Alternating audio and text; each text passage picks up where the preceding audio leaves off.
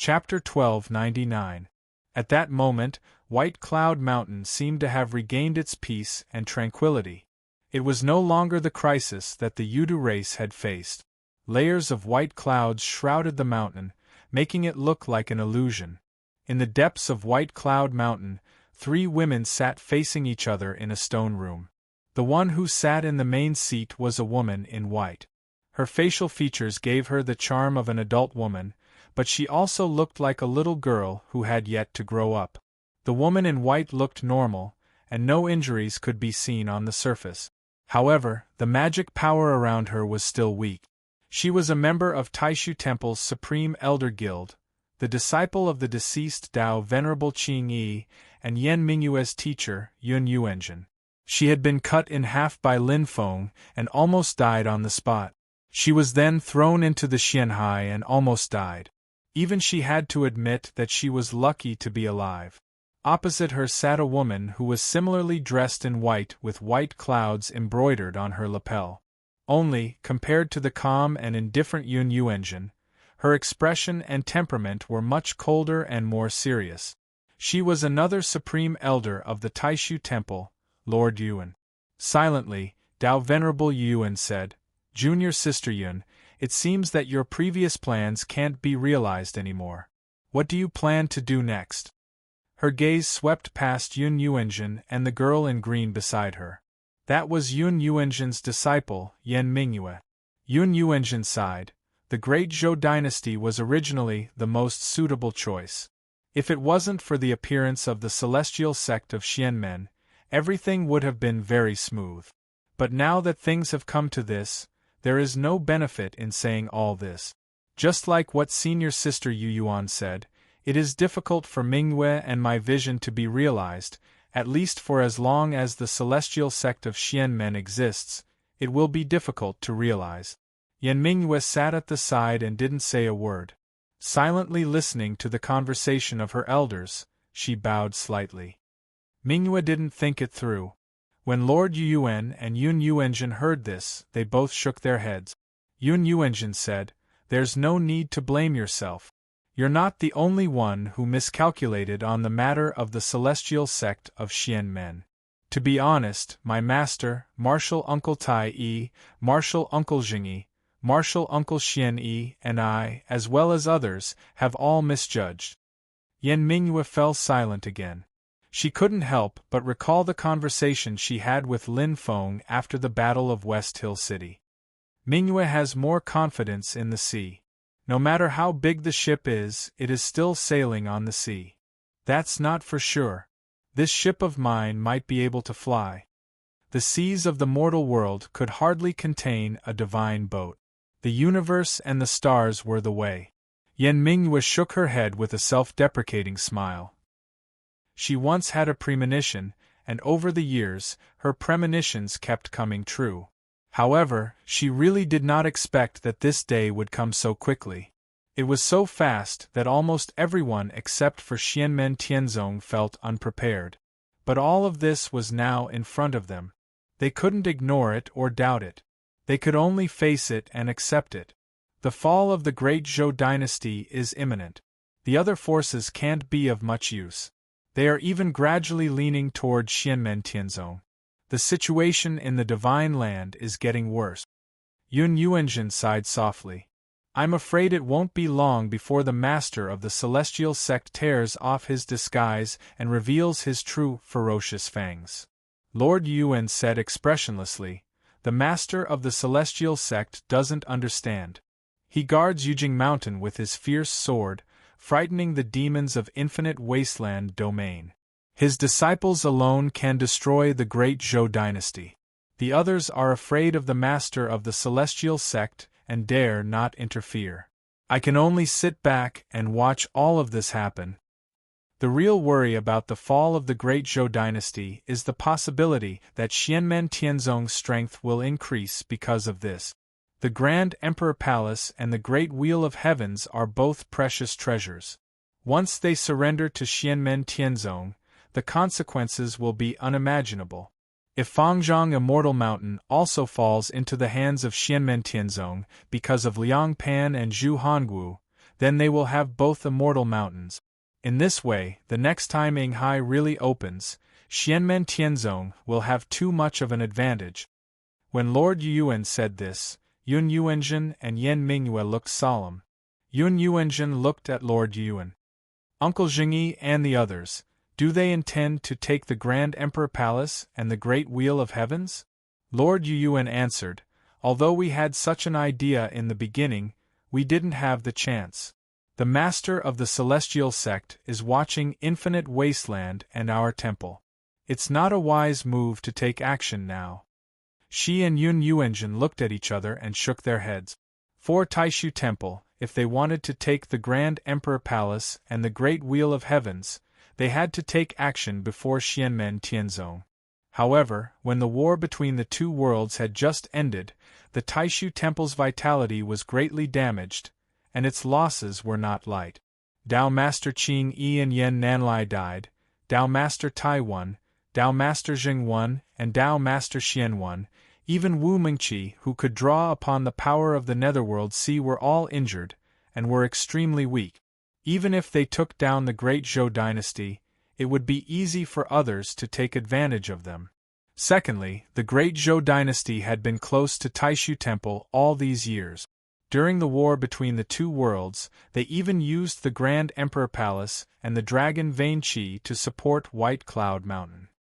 If Taishu Temple personally dealt with the Great Zhou dynasty, it would inevitably disappoint the onlookers. Although the Great Zhou dynasty had a bad record and even plotted against the Great Qin dynasty during the war between the two worlds, using the Dragon Vein Qi to support White Cloud Mountain, it was no doubt helping the Taishu Temple, but it was also secretly plotting against the Great Qin dynasty. Taishu Temple wanted to settle the score with the Great Zhou dynasty. As long as the merits were merits, the mistakes were mistakes. However, if Xianmen Tianzong wanted to intervene, Taishu Temple had no reason to stop it. If it caused a bigger conflict, it would not be what Taishu Temple wanted at the moment. This attack on the Great Zhou dynasty was the settlement after the war between the two worlds. It was not only between Xianmen Tianzong and the Great Zhou dynasty, between the Great Qin dynasty and the Great Zhou dynasty, but also between Xianmen Tianzong and Taishu Temple after the war between the two worlds. As for the far-reaching impact of the war between the two worlds, Xianmen Tianzong suppressing Taishu Temple to become the #1 sect in the Divine Land, this was just the beginning. The follow-up was just starting to ferment. The king of the underworld is heavily injured and has gone into hiding. It is difficult for him to do anything. After this battle, the Gu clan will probably officially lean towards Xianmen Tianzong. Lord Yuan said coldly, the only ones who might intervene in this attack on the Great Zhou are the Buddhists. However, I do not know how they will view Xianmen Tianzong. Although there was the matter of the karma discussion back then, the Emperor's cultivation realm is far beyond the reach of ordinary Buddhist cultivators. It is hard to predict how they will view the karma discussion. In terms of power, the future star-glaze Buddha is his incarnation from the past to the future, becoming the nirvana realm of the present. It is mysterious and unpredictable. As time passes after its birth, its power will increase rapidly. When it reaches its peak, if it becomes an enemy of Xianmen Tianzong, it can divert some of the master of Xianmen's attention. Yun Yuanzhen said, it is still hard to judge how the Buddhists will act. On the other hand, there are many demons in Tianhuang mainland who are eager to make a move. However, they are afraid that the master of Xianmen's true body has not moved, so they can only look on and stop. Currently, any move by Xianmen Tianzong would attract the full attention of all the forces in the Divine Land and Tianhuang mainland. In the war between the two realms, the demons who had suffered a great loss because of Lin Feng were all thinking of getting back at him. Besides the Taishu Temple and the Haotian Mirror, the rise of a more powerful force in the human clan was definitely not good news for the demons. Dao Master Yuan's eyes slightly froze. Junior Sister Yun, have you seen the image of the battle between Zhu Yi and Zhu Hongwu in Snowgale Kingdom? Yun Yuanzhen knew what Dao Master Yuan wanted to say. Her expression changed slightly, and after a moment of silence she replied, "Senior Sister Yuan, I understand what you mean. Zhu Yi, the disciple of the master of Xianmen, has just reached the void return realm. His divine sense and dharma power are so strong that they are almost comparable to the powerful cultivators in the dharma ending realm. Such terrifying power is shocking." Yun Yuanjin said slowly, "Zhu Yi's fellow disciples are probably on par with him in the same realm." The stone chamber suddenly fell into silence. Dao Master Yuan murmured, thinking back to the attacks of the master of Xianmen over the years. He actually, at this point, Dao Master Yuan, Yun Yuanjin, and Yan Mingyue did not even dare to continue thinking about it. At this moment it is useless to guess these things. The important thing is that he is the strongest in the divine land. This is a fact that is in front of us. Yun Yuanjin sighed and shook her head. After this war between the two realms, the initiative of the divine land is no longer in our control. We are now sealing the mountain to plan for the future. This is a kind of helplessness, but we can only accept it. I will recuperate in White Cloud Mountain, and Mingyue will also stay in White Cloud Mountain to cultivate. Our previous plans will be put on hold indefinitely for the time being. Yan Mingyue looked calm.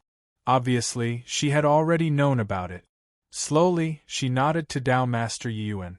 Dao Venerate Yuan said, "All right, let's wait for the spiritual sea to find out." Since the master of the celestial sect did not go to Yingxi personally, Liang Pan and Zhu Hongwu still have a chance to escape. As he spoke, a ball of light suddenly appeared in the middle of the stone room, and a voice came from it, "Marshal Uncle Yuan, Marshal Uncle Yun, quickly come to the top of the mountain to participate." The voice was flat and dry, without any change in tone. It was the voice of Lin Daohan. Dao Master Yuan, Yun Yuanjin, and Yan Mingyue nodded in unison, "Temple Master." Then, Lin Daohan continued, "Liang Pan and Zhu Hongwu have been defeated and killed. The Grand Imperial Palace, the Great Wheel of Heaven, and Fangzhong Immortal Mountain have all fallen into the hands of Xianmen Tianzong." Dao Master Yuan and the other two sighed. In this way, if we can digest these gains, Xianmen Tianzong's strength will soar again. Unexpectedly, Lin Daohan continued, "In addition, the master of the celestial sect is very secretive. Other than Yingzhou Immortal Mountain, Penglai Immortal Mountain has long fallen into his hands. Now, together with Fangzhong Immortal Mountain, the three mountains have all fallen into Xianmen Tianzong's hands. Yingxi is in danger." Hearing this news, Dao Master Yuan, Yun Yuanjin, and Yan Mingyue were dumbfounded. What? Chapter 1300. It was said that those who could control Penglai, Yingzhou, and Fangzhong would be able to completely refine and control Ying Ocean, one of the seven seas of heaven origin. As no one had truly done it since ancient times, the rumor had never been verified, and no one could confirm whether it was true or not. However, the three mountains of Ying Ocean were the most precious existences in Ying Ocean, so they definitely had an important connection to completely controlling Ying Ocean. For a certain force or a certain person, there would naturally be a difference between controlling one immortal mountain and controlling two immortal mountains. With two immortal mountains in their hands, their hopes and chances of success would naturally increase greatly. This would make everyone vigilant and restrain them in the days to come, but at least it would still be tolerated. After all, even if a force controlled two mountains at the same time, it would only be more convenient in Ying Ocean. Ying Ocean was vast and boundless, and there was still a long way to go to occupy it. However, controlling two mountains and three mountains was a completely different concept. If one person controlled all three mountains, it meant that the entire Ying Ocean could be refined by that person. Putting aside the precious resources in Ying Ocean, if a force completely refined Ying Ocean, it would affect the situation of the entire Great Heaven origin world.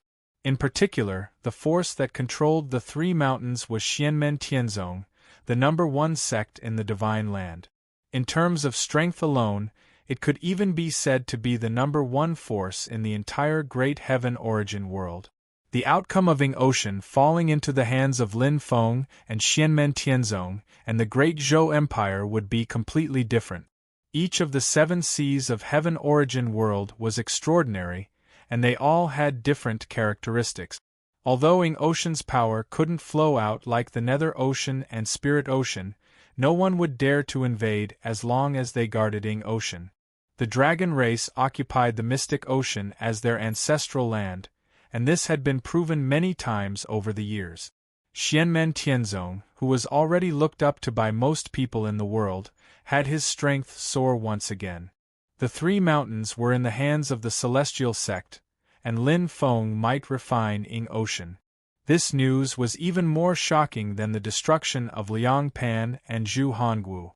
Both the Grand Imperial Palace and the Great Wheel of Heavens had fallen into the hands of Xianmen Tianzong. At this moment, their influence was also overshadowed by the changes in Ing Sea. Obtaining the Inghai Ocean might still be relatively limited in terms of external aggression to Xianmen Tianzong's strength, but it was incomparable to other changes in the expansion of the internal foundation of the sect. When the news spread, the entire Heaven Primal world surged. All the experts who received the news were shocked. Not only were there powerful auras rushing towards the East Sea from the Divine Land, but even the realm passageway connecting the East Sea to the vast infinite mainland was in turmoil as several powerful demonic auras attempted to pass through. Everyone gathered near the stable domain passage that connected the East Sea of the Divine Land to the Ing Sea. Although they were also on guard against each other, they had a tacit understanding not to have any conflict. Everyone's attention was now on the Ing Sea. The almighty experts who were usually decisive fell into a short period of chaos and silence. They were restless but restrained. No one could be certain of the situation in the Ing Ocean. The veracity of the news also needed to be verified. However, if it was really possible for Lin Feng to refine the Ing Ocean, both the human race and the demon race would not be happy to see this. However, relatively speaking, most of the human race experts came more out of curiosity. On one hand, they were extremely close to Xianmen Tianzong and shared his glory. On the other hand, they were powerless to interfere. Even so, most of the human race experts had rather complicated feelings. As for the great demons, they were much more restless. Meanwhile, in the Ing Ocean, Lin Feng's Brontosaurus clone had already refined the Fangzhong Immortal Mountain. The 3 Immortal Mountains were officially in his hands. At this moment, Lin Feng vaguely felt that his mind seemed to be connected with the entire Ing Ocean. The vast and endless Ing Ocean seemed to have become a part of his body. His consciousness could transcend at any time and overlook every inch of the entire Ing Ocean, watching the waves rise and the clouds disappear. He was neither forward nor backward, neither up nor down, neither left nor right. He was eternally in the center. With the 3 immortal mountains in my hands, I can indeed become the lord of the Ing Ocean.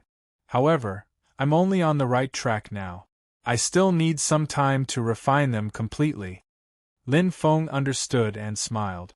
The Brontosaurus clone sat on the Fangzhong Immortal Mountain and looked into the void far away.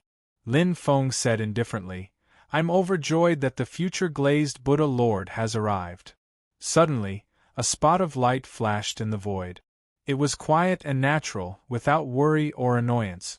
In the light, a Buddha with a body like colored glass and 48,000 arms sat upright. His arms were spread out, and there seemed to be a star flashing in the palm of each hand. The future glazed Buddha Lord looked calm and expressionless, but upon closer inspection, he seemed to be smiling. He looked at Lin Feng and sighed. Lin Feng's original body was not here, but he could still sense where he was. It seemed that obtaining the 3 mountains and becoming the lord of the Ing Ocean was already an indisputable fact. The future glazed Buddha Lord waited for the yin and yang life and death formation and ding of Shenzhou to leave Zhu Yi's body, and the divine light of domination dissipated before approaching the previous battlefield. Even though Zhu Yi's divine sense and Dharma power were comparable to cultivators in the Dharma ending realm after he returned to the void, and the Book of Changes was good at deduction, he could only leave a faint mark on his heart platform. The future glazed Buddha Lord was undoubtedly the top figure in the world when it came to karma and deceiving heaven's secret. Moreover, Lin Feng could clearly feel that his divine sense and dharma power were growing rapidly compared to when he was just born. It seemed to go against common sense, but it was also reasonable. It was very mysterious. Lin Feng waved his hand, and his dharma power wrapped around the Grand Emperor Palace and the Great Wheel of Heavens, throwing them into the yin and yang life and death formation. The Golden Nirvana Bridge also entered the formation and suppressed it together with Ding of Shenzhou. At the same time, Brontosaurus's doppelganger revealed his original body.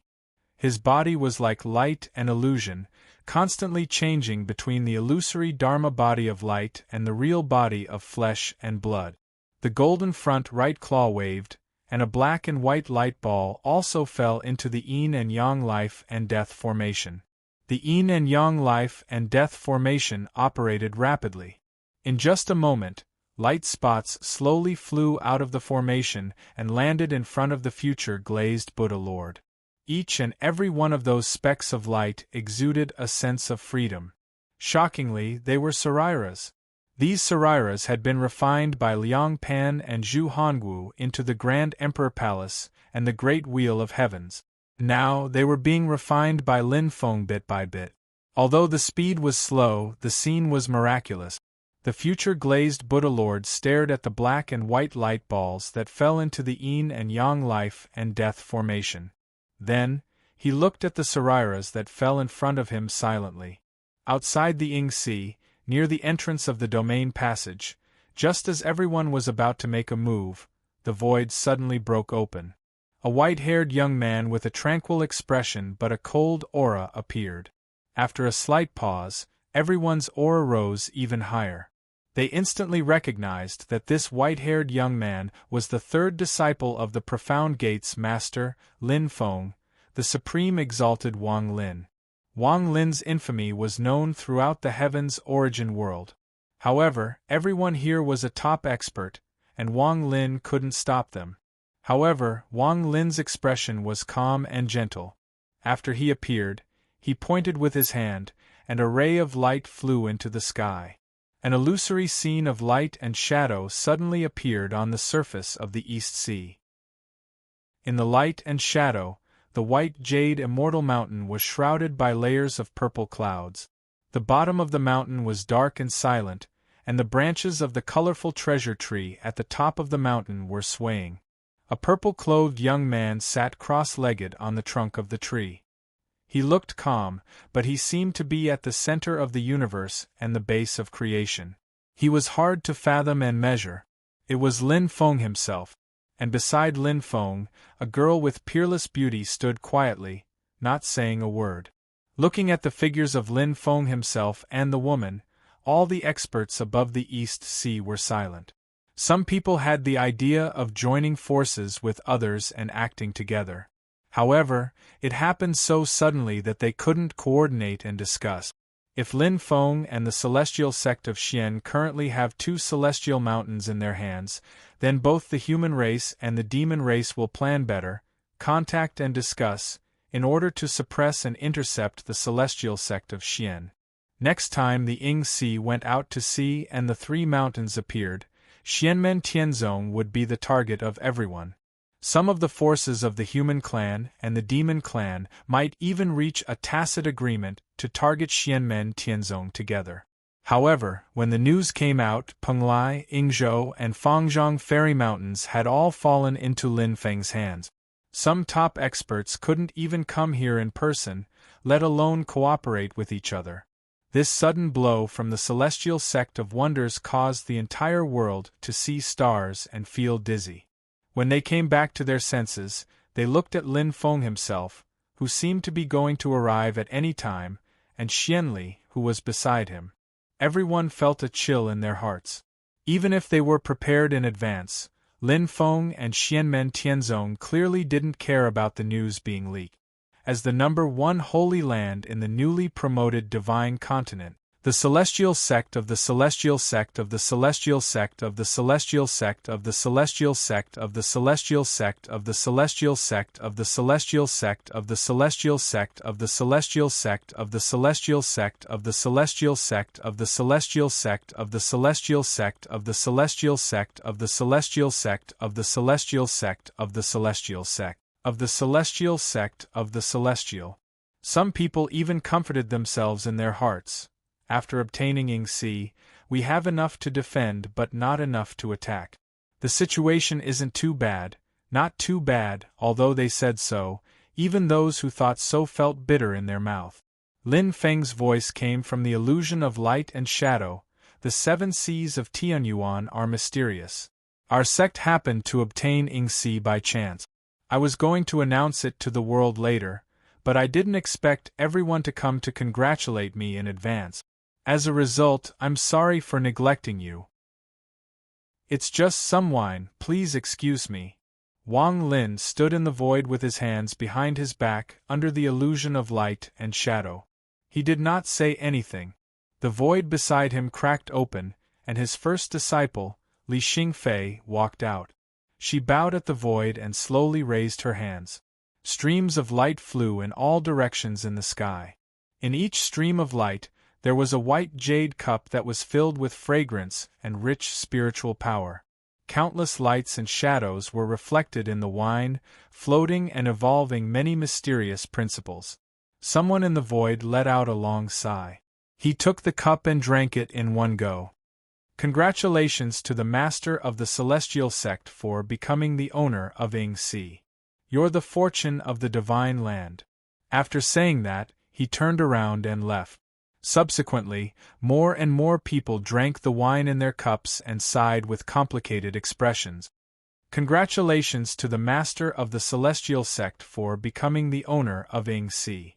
Powerful auras disappeared in the void one after another.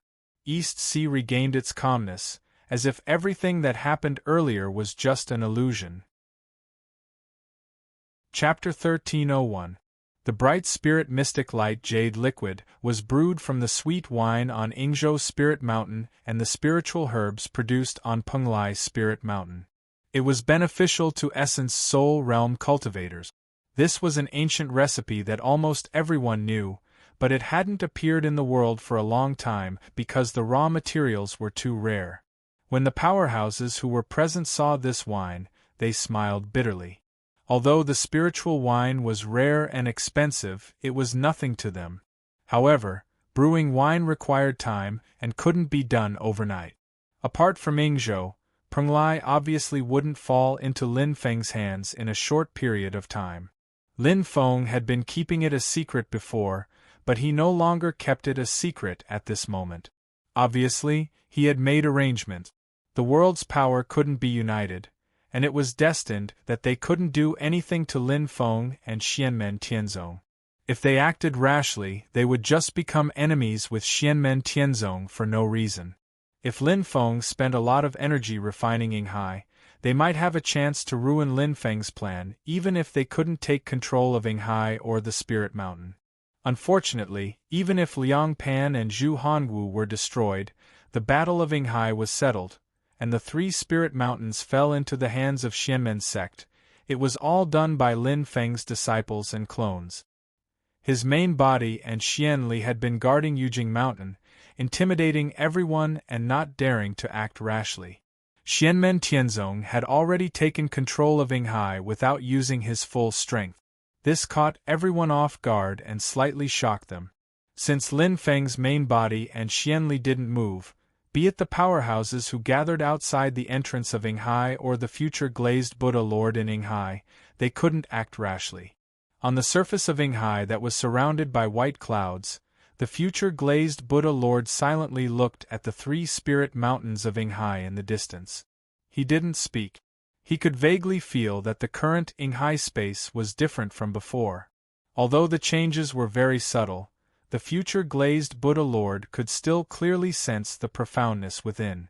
It was precisely because of this that he deeply knew that even if Lin Feng hadn't completely refined and controlled Yinghai at will, this place had already become Xianmen Tianzong's true home ground. Controlling 2 immortal mountains and controlling 3 immortal mountains was truly a qualitative change from a quantitative change to a qualitative one. Previously, when Lin Feng and Xianmen Tianzong controlled 2 immortal mountains, they could move freely in Yingxi. Now that they had 3 immortal mountains, as long as Lin Feng was willing, he could activate Yingxi to take the initiative to target other people in this place. Future star-glazed Buddha Lord looked at Lin Feng, carefully scrutinizing him for a moment, not saying a word. Lin Feng's 3 doppelgangers sat on the 3 mountains. They all wore smiles on their faces and did not say anything. Even if they had to fight in the future, Lin Feng didn't mind. When all the relics were refined from the Grand Emperor Palace and the Great Wheel of Heavens, the future glazed Buddha Lord raised his hand and collected all the relics. When the relics arrived by the future glazed Buddha Lord's side, they immediately emitted boundless light and emitted a pure and benevolent aura. Buddhist chanting resounded incessantly. The future glazed Buddha Lord nodded to Lin Feng, turned around and left. Numerous green lotuses bloomed beneath his feet as he stepped into the void, and then he instantly vanished along the dimensional passageway that connected Yinghai and the Great Thousand World. The eastern glazed world that had been lingering above the East Sea suddenly shook, and a speck of light descended into the world. The image of Mount Meru in the world grew even larger at this moment, and a Buddha's pagoda descended at the peak of Mount Meru. It was extremely huge, and had a length of 48,000 feet and a height of 48,000 feet.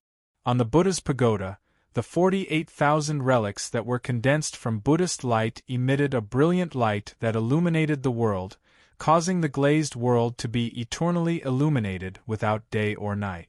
The future glazed Buddha Lord sat at the top of the Buddha's pagoda, and the Buddha's Dharma body that he stood on the image of Mount Meru flew up from Mount Meru and descended by the future Buddha's side. There were numerous green lotuses on the image of Mount Meru, and every single lotus had a monk sitting in the lotus position within it. At this moment, they rose into the sky-piercing pagoda along with the green lotuses, and they stood at different positions. The chanting resounded throughout the world, and all the monks including Buddhist monk Dade, Buddhist monk Dakong, and the others were chanting Buddhist names in a low voice. Their bodies were enveloped in a faint golden Buddhist light, and they revealed the pure glazed true intent. The future glazed Buddha Lord closed his eyes slightly, and the eastern glazed world flashed before vanishing on the spot, never to be seen again above the East Sea. After that, there were still monks that roamed the world, guiding other people who sought Buddhism to ascend to the Pure Land, but very few people knew exactly where the eastern glazed world was. However, under the circumstances that the Taishu Temple and the Mount Shu Sword sect sealed themselves one after another, and under the circumstances that Xianmen Tianzong didn't interfere with the spread of Buddhism, the incense of Buddhism finally rose in the Divine Land once more, and Buddhism finally showed signs of recovery. The future glazed Buddha Lord left just like that, and Lin Feng didn't have any intention of interfering or stopping him. Returning the relic to the future glazed Buddha Lord was the sowing of good karma, and in the future, good karma would naturally come to an end, but it didn't affect the future karma between Lin Feng and the future Buddha that had to come to an end. After the Great Tempest Temple was completely destroyed, the Buddhist relic side mission that the system had issued earlier was cancelled. Although Lin Feng felt that returning the relic to the future glazed Buddha Lord was also a form of returning to the Pure Land, he had long since understood how crafty and deceptive the system was, so he didn't really care. He didn't have any use for the relic, and he didn't have the intention to use it as a sacrifice to refine immortal tools and treasures, so he simply returned it and didn't have any other thoughts. However, there was another item that Lin Feng was a little interested in. Yu Hongyan came to the top of Mount Penglai and met with Lin Feng's 9 Qi doppelgangers. He presented a purple ball of air. "Master, this is what you asked of me." Lin Feng smiled and nodded, reaching out to receive the ball of air. He saw that on the ball of air, he could faintly see a purple crystal that looked like a crystal. Within the crystal, There were rings of light constantly expanding and diffusing, and he could even feel a powerful power that shook the heavens and the earth. It was the supreme ruling divine light that originally belonged to Liang Pan. The divine light of creation could be seized after birth. This was something that Lin Feng and Yu Hongyan knew a long time ago, but it was easier said than done. It wasn't easy to successfully achieve their goal. Since ancient times, the divine light of creation had always been as rare as phoenix feathers and unicorn horns. Those who possessed the divine light of creation were all heaven's favorites of their generation who left their names in the history book. There were even fewer records of seizing the divine light of creation, and it was difficult to have the experience of predecessors to refer to. Previously, with Lin Feng's help, Shi Tianhao seized the divine light of end from Shi Tianyi, but the divine light of end was originally Shi Tianhao's. Before Yu Hongyan took action, Lin Feng gave her something, and Yu Hongyan was extremely grateful. Even if Lin Feng personally took action to seize Liang Pan's divine light of creation, there was no guarantee of success, let alone if she did it for him. However, in order to give Yu Hongyan a chance to personally avenge his country, Lin Feng and Zhu Yi still left Liang Pan to her. Fortunately, she did not disappoint Lin Feng and Zhu Yi.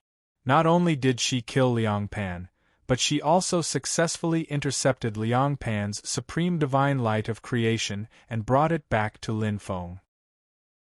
Lin Feng analyzed that purple crystal, thinking in his heart, interesting. Liang Pan, I have to say, you really hid quite deeply. Right now even I'm a bit interested. If I didn't exist, what level could you have achieved? Under the gaze of the Taishu Temple, can you really reach the height of the Tai Huang, the king of the underworld, and the Li Huang? Studying the power contained in the purple crystal, Lin Feng could be sure that the supreme divine light of creation came from Liang Pan himself, and not from someone else. In other words, when the great Zhou dynasty's emperor, who almost never personally fought an enemy, was in the foundation establishment stage, he also achieved the supreme spirit platform, built the supreme pill cauldron, formed the golden elixir, obtained the purple core, and finally formed the nascent soul in the void. He successfully produced his own divine light of creation. Looking at the past and present, it was extremely rare. According to the system's standard for potential evaluation, the minimum requirement for one's root bone was 9 points, and other factors were needed to work together in order to achieve it. Even with the exquisite Tao arts of Xianmen Tianzong and the abundant resources, people with 9 points of root bone potential could not guarantee that they would be able to obtain the divine light of creation. But your final ending won't change. Being on good terms with brother Zhu Hongwu means you're destined to become Xiaoyi's stepping stone. It's just that I don't know how long you can persevere for. Lin Feng laughed in spite of himself and shook his head, putting away the air mass surrounding the purple crystal. Those who obtained the divine light of creation that did not originally belong to them had very strict requirements, and very few people could meet them. Different divine light of creation had different standards for people who could adapt to it. Lin Feng was already prepared to transplant this divine light of creation to his disciples, but he still needed to study how to do it successfully. In terms of effect, this divine light was more suitable for Zhu Yi. Lin Feng estimated that Zhu Yi should also be able to bear this divine light, but he still needed to verify it. After dealing with the problem of the divine light of creation, Lin Feng also put away the yin and yang life and death formation. In the formation, Imperial Crown Prince Palace and the Great Celestial Wheel were still shaking. The two magic treasures, which had been a little damaged after extracting and refining the relics, were a little dispirited at this moment. In addition to Yinghai, the biggest gain of Xianmen Tianzong in this battle was naturally these two magic treasures of creation. But how to deal with them is the most appropriate. Lin Feng still needs to think for a while. At the same time, even if he subdued them, wanting to put them to use is also not something that can be done in a short period of time. After a great battle, the two magic treasures are both somewhat damaged. In addition to Imperial Crown Prince Palace and the Great Celestial Wheel, he also collected a lot of treasures and various cultivation resources in Imperial Crown Prince Palace. Although he was forced to give up Tianjing City and flee far away, Liang Pan still wanted to take as much of the Great Zhou dynasty's savings over the years as possible before he left, not only to cope with the consumption during the escape, but also to save the capital for a comeback in the future. Even with Lin Feng's current family business, he also raised his eyebrows at the sight of such rich treasures and resources, and felt a slight sense of admiration in his heart. Although a lot of resources were used to repair Imperial Crown Prince Palace and the Great Celestial Wheel, the Great Zhou dynasty was still quite rich. Chapter 1302. There were jade tide pearls, mienling flowers and fire lotus wood produced by the Great Lake of the Southern Wilderness ancient region, snow tassels produced by the accumulation of thousands of years in the northern border snow region, dark light meteoric iron, one of the 6 great rare metals in the world, and the bone marrow of Taowu, which was known as the ice beast of the Archean ice demon clan, which was almost extinct. These were just the raw materials. There were several magic treasure embryos, but they had not been formally refined yet. Perhaps they were refined with other materials to be safe, or perhaps they had deliberately accumulated them and then used some secret method to smelt them into the great celestial wheel of the Grand Imperial Palace in one go. In addition to a variety of raw materials, there were many sets of magic treasures of the same style. Unlike magic treasures could be refined according to the standard. There were weapons, defensive equipment, and other types of magic treasures. There was a dazzling and large number of them. In addition to magic treasures, there were various types of elixirs, which were incalculable. Among them, within the Grand Imperial Palace, there was another incarnation-level magic treasure. It was a pill cauldron with an extremely simple and unadorned style. Lin Feng took a long time to recognize that this was the famous primordial qi cauldron of the primordial era. It used to be a Mahayana-grade magic treasure, and it was also the magic treasure of Emperor Chong, the founder of alchemy in the human cultivation world. It was the first Mahayana-grade cauldron magic treasure in human history. However, when Emperor Chong died, this magic treasure was destroyed along with him. The original spirit of the primordial qi cauldron was annihilated, leaving only the remains of the outer shell. Later, the Great Zhou dynasty found it and refined it again, giving birth to a new original spirit. Later, it was promoted from a spirit-nurturing grade magic treasure to the current transformation grade magic treasure. This treasure made an indelible contribution to the rise of the Great Zhou dynasty. If it could become a Mahayana grade again, it would undoubtedly be a top magic treasure that was not inferior to the Sun-Moon Divine Furnace or the desolate ancient Immortal Furnace, second only to the Ding of Shenzhou. Lin Feng shook his head and couldn't help but laugh. The rise of most powerful forces is supported by a top-notch alchemy artifact. Putting aside how to deal with the Grand Emperor Palace and the Great Wheel of Heavens, Lin Feng and Xianmen Tianzong would not keep the primordial qi cauldron, as well as most of the assets that Liang Pan had brought here with the Grand Emperor Palace, and even the Mahayana-grade artifact, the dragon-subduing tablet. They would be handed over to the new Great Zhou Emperor, Liang Qian. Lin Feng had no intention of playing a balance between the Great Qin dynasty, the northern militant imperial court, and the Great Zhou dynasty. However, he always gave preferential treatment to those who were friendly to him. Moreover, a portion of these items would fall into the hands of the Grand Qin Empire. How much they could keep would depend on the abilities of Liang Qian and the others. In this battle, Yinghai was completely in their hands. For the celestial sect of Xianmen, it was the greatest harvest. Lin Feng handed the Yin-Yang Life and Death Formation, which contained the Permitha Golden Bridge and the Ding of Shenzhou, as well as the Grand Emperor Palace and the Great Wheel of Heavens, to Shi Tianhao and Li Yuanfang. He ordered them to bring it back to Yujing Mountain and slowly refine it. Yu Hongyan would first head to Snowgale Country, and after a short stay, he would return to Yujing Mountain. Lin Feng's 3 clones lived on 3 immortal mountains, and then disappeared into the Yinyang Sea with the immortal mountains. He did not forbid others from entering the Yinyang Sea through the realm passageway entrance as usual. However, there were not many people who dared to swagger in now.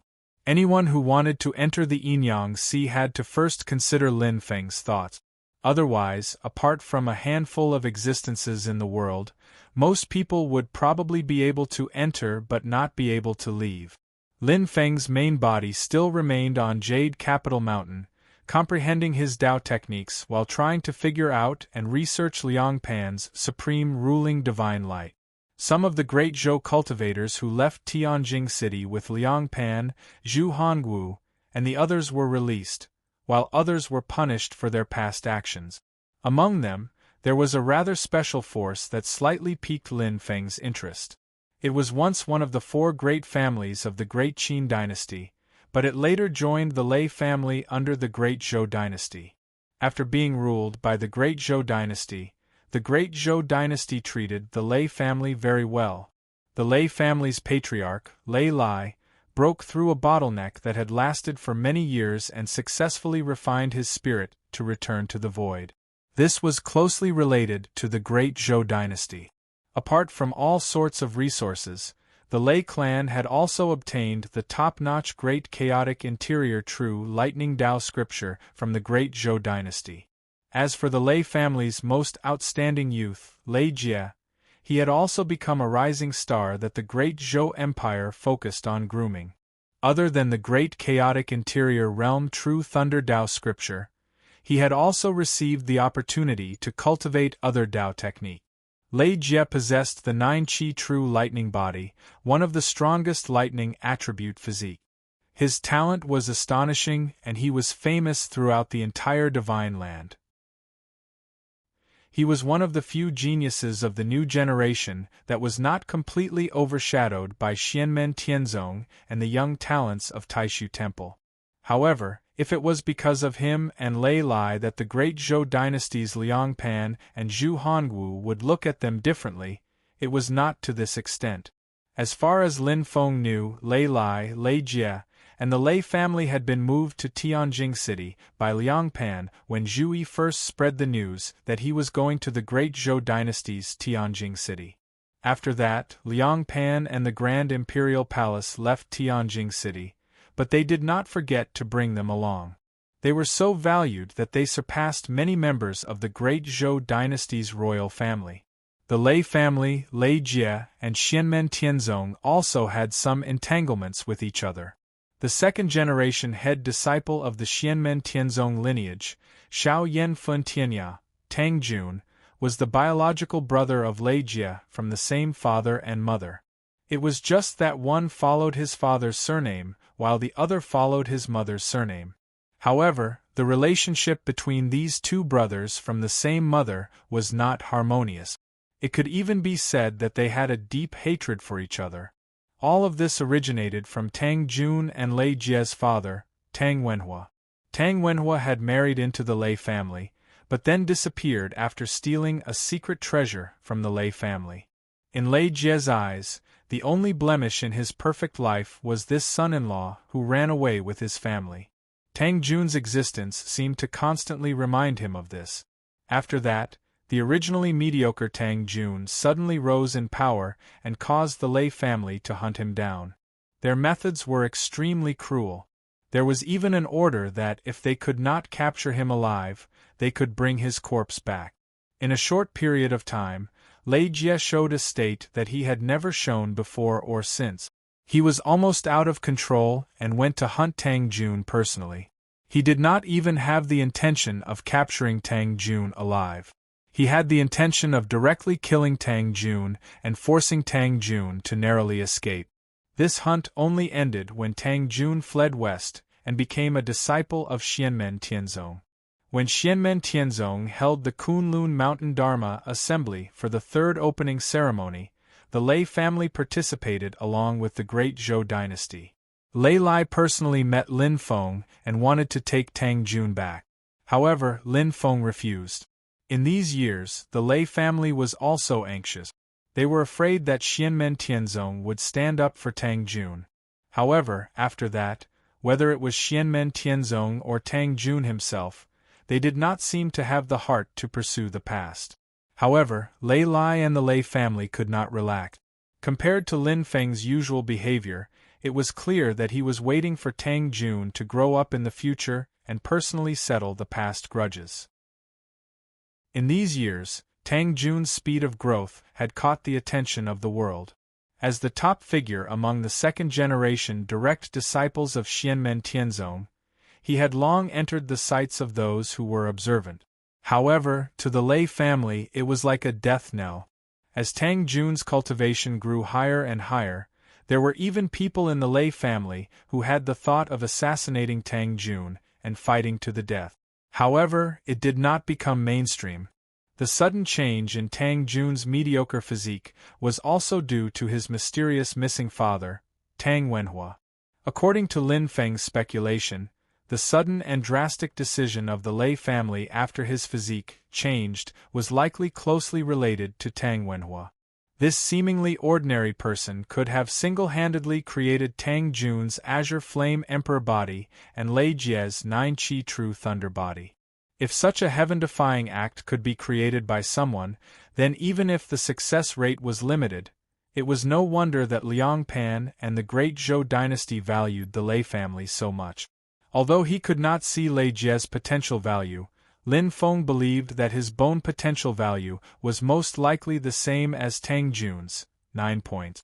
Unlike Tang Jun, Lei Jie had displayed great talent at a young age. However, after connecting the various situations after Tang Jun's physique changed, Lin Feng was almost certain that Lei Jie's physique was not innate, but was created by Tang Wenhua. In recent years, the great Zhou dynasty and the Lei family had also put in effort to search for Tang Wenhua's whereabouts, but to no avail. Before Tang Jun could find the Lei family, Zhu Yi Shi Tianhao, Yu Hongyan, Li Yuanfang and the others had already flattened the great Zhou dynasty. If the Lei family had been content with their corner, they would still be fine.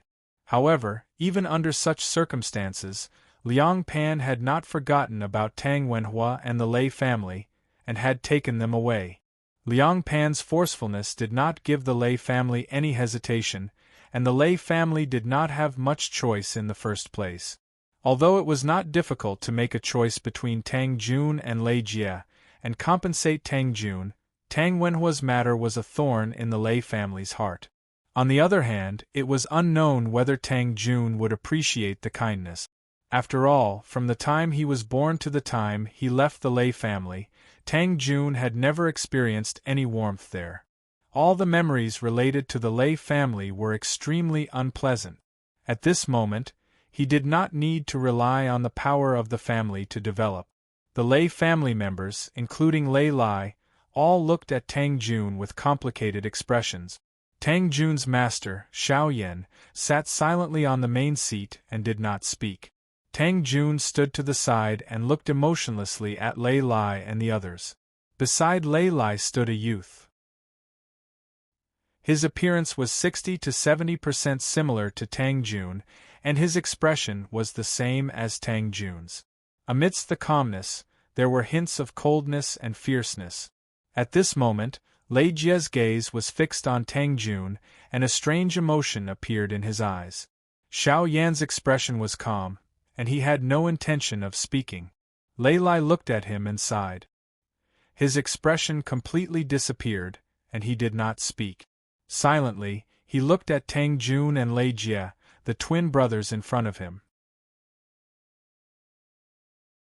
Chapter 1303.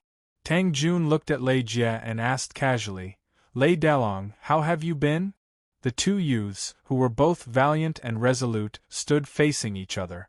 Although they had grown up and their facial features were no longer as similar as they were when they were young, there was still at least 60 to 70% similarity between their brows. It was easy to tell that the two of them had a close relationship with each other. Lei Jie looked at Tang Jun in front of him and his gaze froze. "Tang Lulang,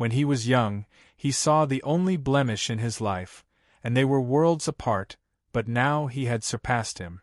To the proud Lei Jie, this was undoubtedly a great mockery. Tang Jun looked at Lei Jie calmly. He did not have any intention of showing off. As he continued to rise, he also felt immeasurably happy and elated. However, he did not immerse himself in it. Instead, he constantly reminded himself not to relax, and to continue to move towards greater height. He did not reject the feeling of happiness, nor did he think that he was full of himself. He did not think that this was a negative emotion. However, as time passed and he grew stronger, this feeling gradually faded. Therefore, he was very calm when facing Lei Jie. However, this did not mean that he would forget everything that had happened. Kindness must be repaid, and enmity must be repaid. This was how Tang Jun had always been. Lei Dalong, because of my father, you hated me. The Lei family vented their anger on me. Some people who sucked up to those in power, with your tacit approval or even hints, made things difficult for me and humiliated me. In the Spirit Extermination Valley, I would have died at your hands if you had been a hair's breadth away. I have never forgotten these things. Every debt has a debtor. Let us settle this slowly one by one. Being broad-minded and magnanimous has never been the same as being lenient and allowing the weak to be bullied. If you repay enmity with kindness, how do you repay kindness? Tang Jun said calmly, but all of this, whether it was anger or disgust, at least the reason is clear. Tang Jun looked at Lei Jie. When I left my father's old residence, the Lei family hunted me down. There was even a saying that if I was alive, they would find my corpse. The Lei family hunting me down must have something to do with my father. It must have something to do with my body changing through the array in my father's old residence. But you, Lei Dalong, who has always hated me, looked down on me, and was unwilling to look me in the eye. Why did you suddenly come after me personally? Although we did not get along, I also knew that you were clearly in an abnormal state at the time. You wanted to kill me as soon as you could. At that time, I had not yet entered the sect. Even if my body changed because of the array in my father's old residence, I was still a foundation establishment cultivator. Why did you suddenly act so strangely? Hearing Tang Jun's question, Lei Jie was silent for a moment.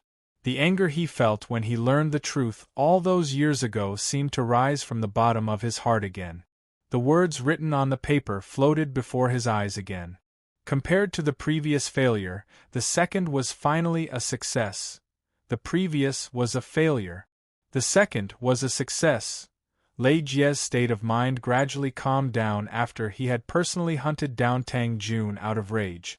Even when he had gone to Xianmen Tianzong's territory to participate in the Dharma assembly and knew that Tang Jun was on Kunlun Mountain, Lei Jie could still calm himself down.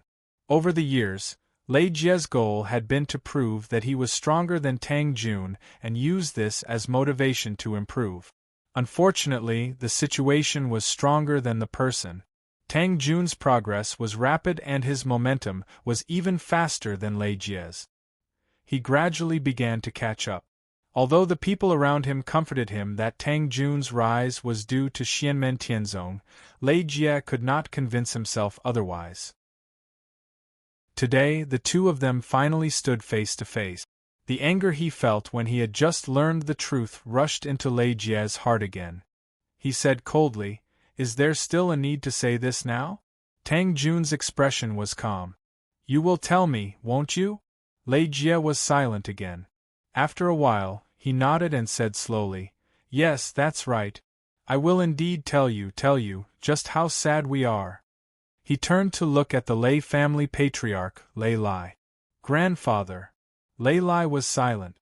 With a flick of his finger, a small ball of lightning floated in front of Xiao Yan and Tang Jun. A strange flow of light flowed within the lightning. This lightning was formed from Lei Lai's magic power. It was used to preserve the strange flow of light for a long time. Xiao Yan pointed with his finger and drew the information contained within the lightning. He did not look at it himself, but first sent it into Tang Jun's consciousness. He did not seem curious about the content, nor was he worried about whether Tang Jun could bear it. Tang Jun bowed to his master, Xiao Yan, and then closed his eyes. His consciousness magic power merged with the flow of light, and he browsed through the information contained within. It was a remnant of someone's consciousness that had been restored using magic power. However, because it was too damaged, it could not restore the image of light, only some sound. I know I have succeeded. Without a doubt, this time, it will not be a failure like the first time. Compared to the previous failure, the second one has finally succeeded, and the amount of resources and effort used is even less. However, the Lei family cannot continue to stay. If this continues, they may find traces of us. The voice came from a middle-aged man. His tone was calm and contained some joy. Tang Jun found the voice very unfamiliar, but he could also imagine that the owner of this voice should be his and Lei Jie's father, Tang Xiaohua. In just a few words, it was not difficult to outline the whole story of what had happened back then. The so-called previous failure undoubtedly referred to Lei Jie, and the second success referred to him, Tang Jun. However, from Tang Xiaohua's words, Tang Jun could not hear any affection or familial love. The joy in that voice was not the joy of having a son, but the result of success. In this voice, when Lei Jie and Tang Jun were mentioned, it was as if they were not his two sons, but two works, one a failure, the other a success. The cold indifference contained in the calm joy made one shudder. Find traces? Who is this they referring to? Is it the Lei family? It doesn't seem like it. Tang Jun frowned slightly. He came to a realization. When Tang Wenhua had fled from the Lei family, it was most likely to avoid the they he was referring to. The escape of the treasure was just a cover, to make it more natural for him to leave the Lei family. Since this was the case, this they naturally did not refer to the Lei family, but someone else. Tang Wenhua chose to flee with the treasures instead of faking his death. Perhaps there were other considerations, but it was not something that Tang Jun could analyze with the information he had at hand at the moment. Tang Jun looked towards Lei Lai and Lei Jie. Lei Lai slowly said, "After you left Tang Wenhua's former residence, we thoroughly investigated the place. The great Zhou even secretly invited the Grand Imperial Palace to restore this remnant trace." Chapter 1304. As Lei Lai spoke, Xiao Yan had already skimmed over the voice that had been recovered from the remnant traces. His expression did not change much as he sat motionlessly. Tang Jun looked at Lei Lai and nodded. Then his gaze landed back on Lei Jie. "Speaking of which, if it wasn't for the traces left behind by light and shadow, I wouldn't even know what he looked like.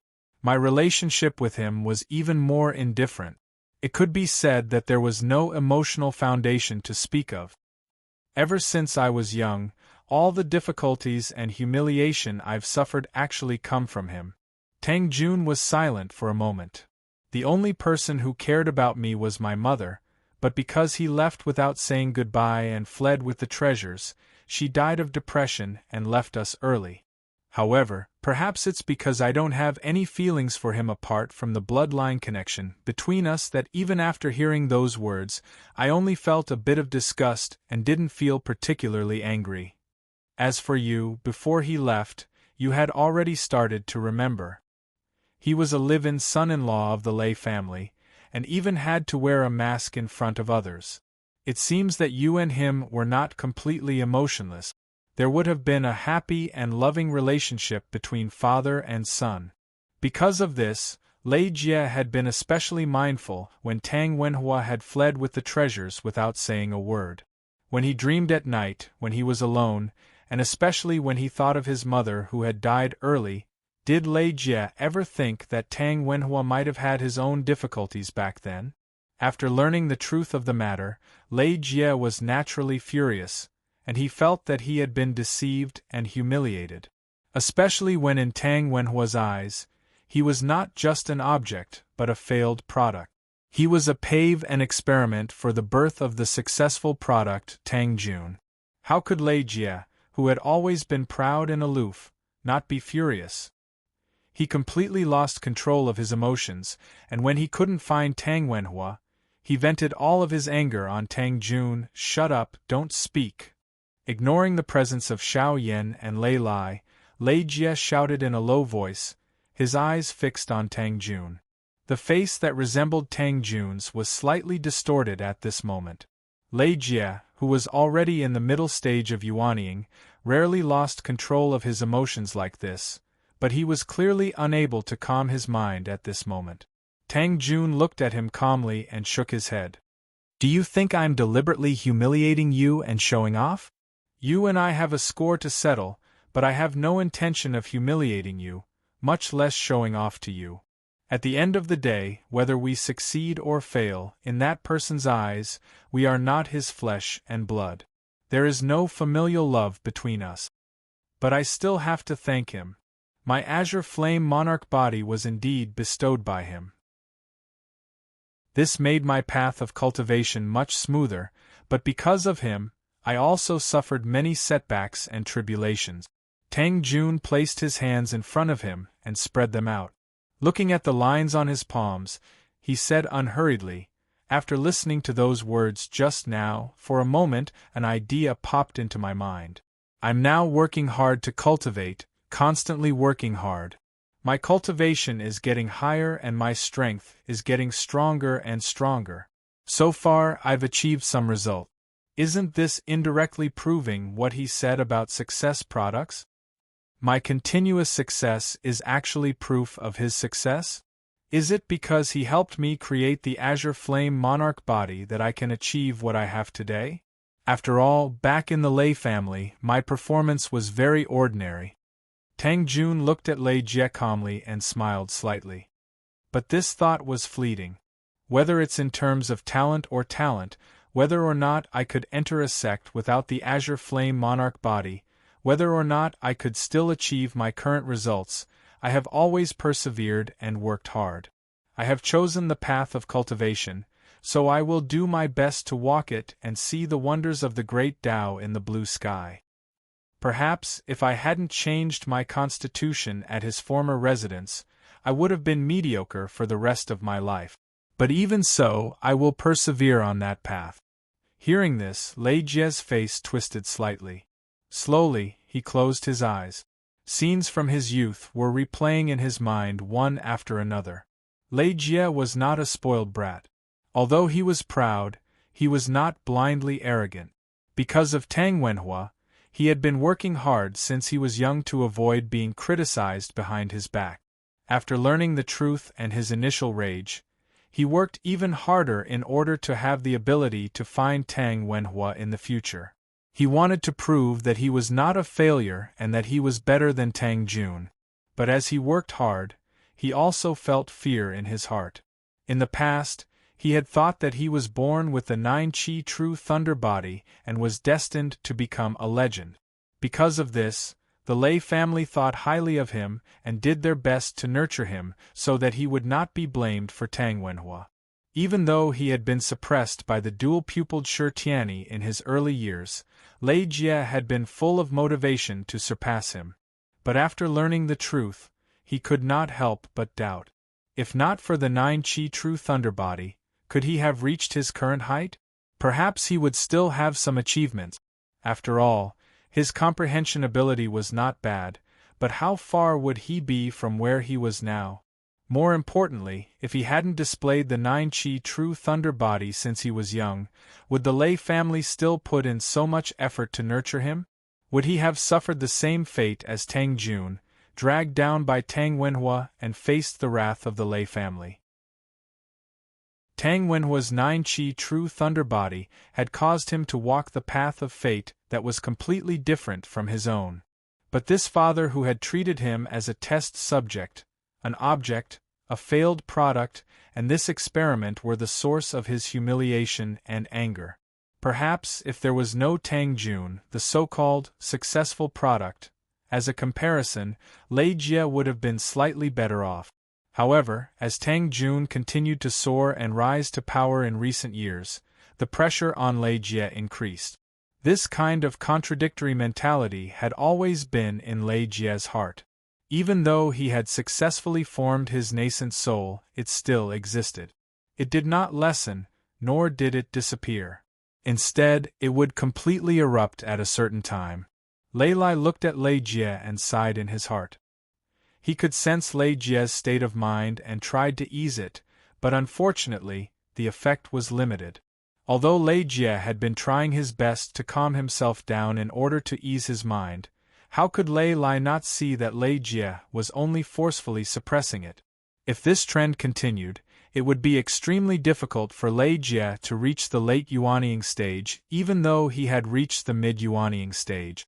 In reality, for a cultivator with the 9-Qi True Thunder body, it was actually relatively easy to reach the late Yuanying stage from the mid-Yuanying stage. At least, it was much easier than for other cultivators. For Lei Jie, under normal circumstances, it would be much easier than going from the early Yuanying stage to the mid-Yuanying stage. However, with his current state of mind, it was extremely difficult. Even if he reached the late Yuanying stage, it was almost impossible for him to break through to the primordial spirit stage. With the 9-Qi True Thunder body, the Lei family's dragon steed, who could challenge the status of the dual-pupiled Shi Tianyi, and was also known as a young prodigy, was actually going to stop at the late Yuanying stage with no hope of becoming a primordial spirit. This was undoubtedly a huge irony, but it was something that could actually happen. Thinking of this, Lei Lai looked at Tang Jun and couldn't help but sigh. After Tang Jun's incident at Tang Wenhua's former residence, Lei Lai and the Lei family began to re-examine this person that they had either ignored or looked down on. Many things that no one cared about or treated as a joke were dug up. Although his innate talent was only average, he was tenacious, courageous, decisive, and hard-working. He could be said to be number one among all the Lei clan disciples, even more hard-working than Lei Jie, who was already extremely hard-working. Even though the progress of his cultivation was not gratifying, it did not shake his determination and faith. More than 10 years were like one day, and as he grew older, he would only become more hard-working and diligent.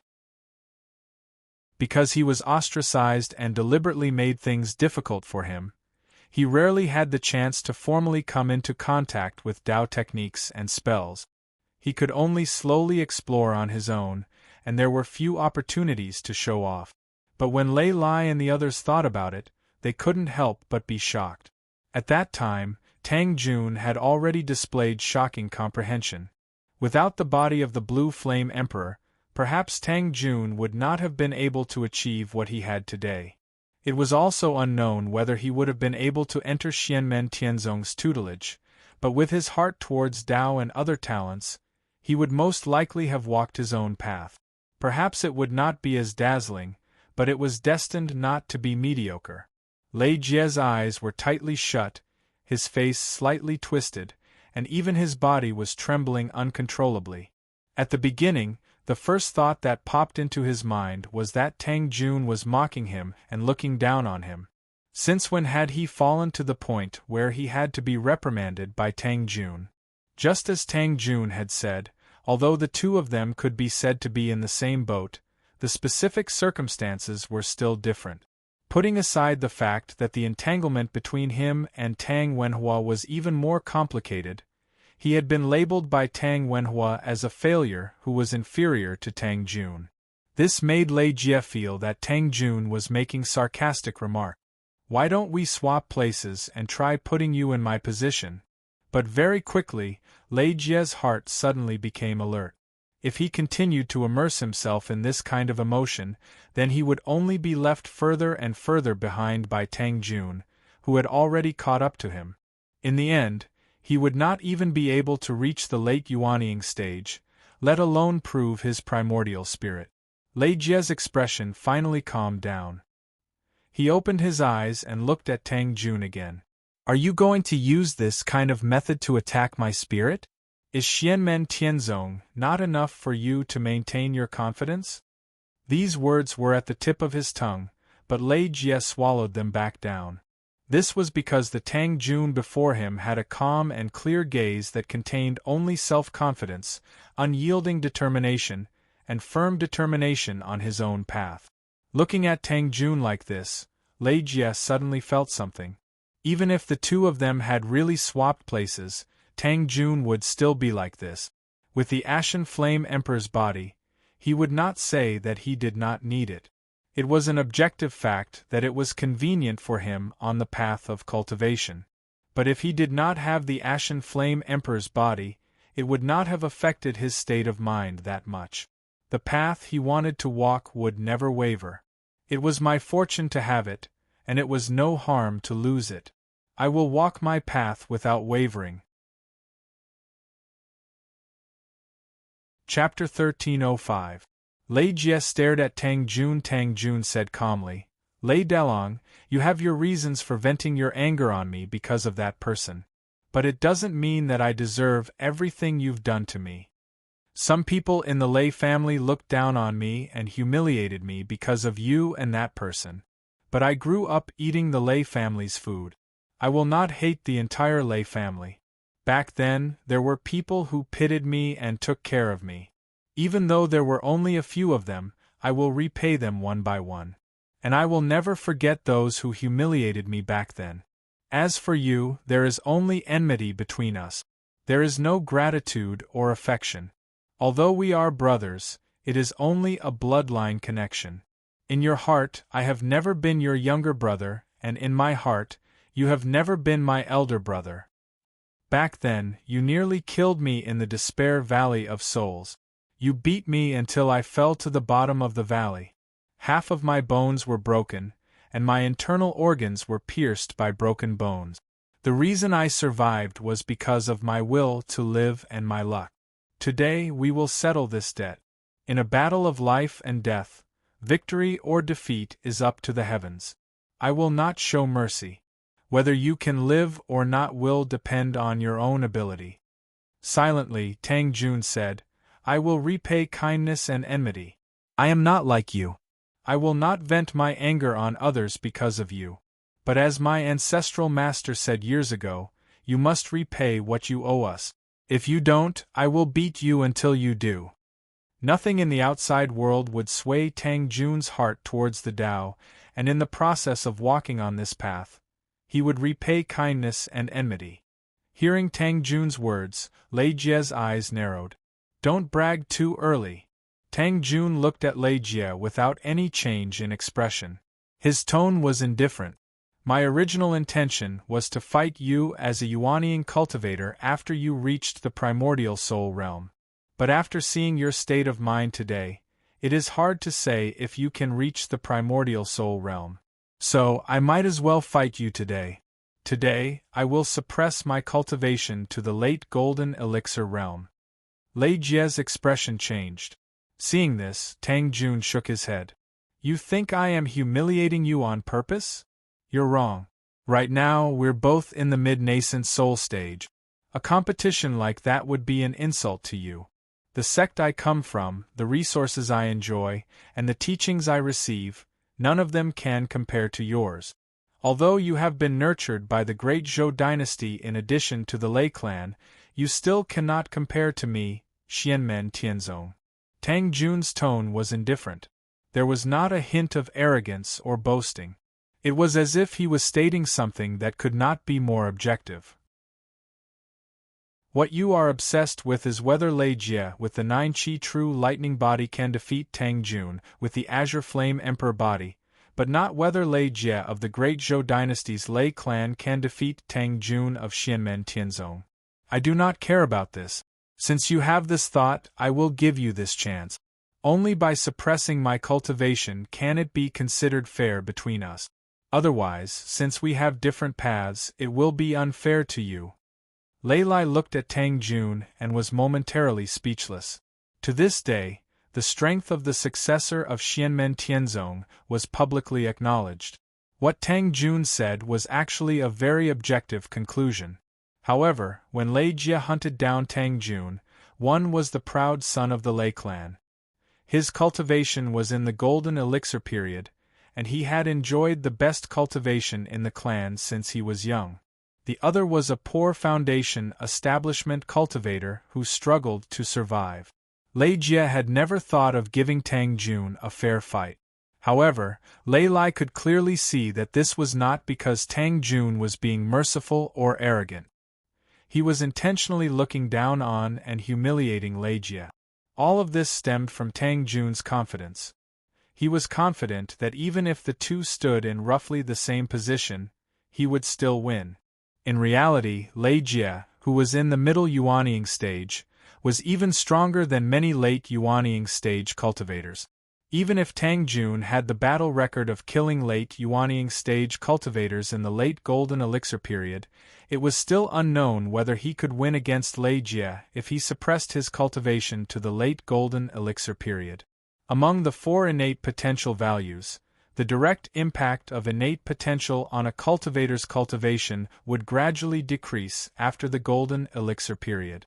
This was only because of the differences caused by building the spirit platform, establishing the Dan Cauldron, and forming the Golden Elixir period.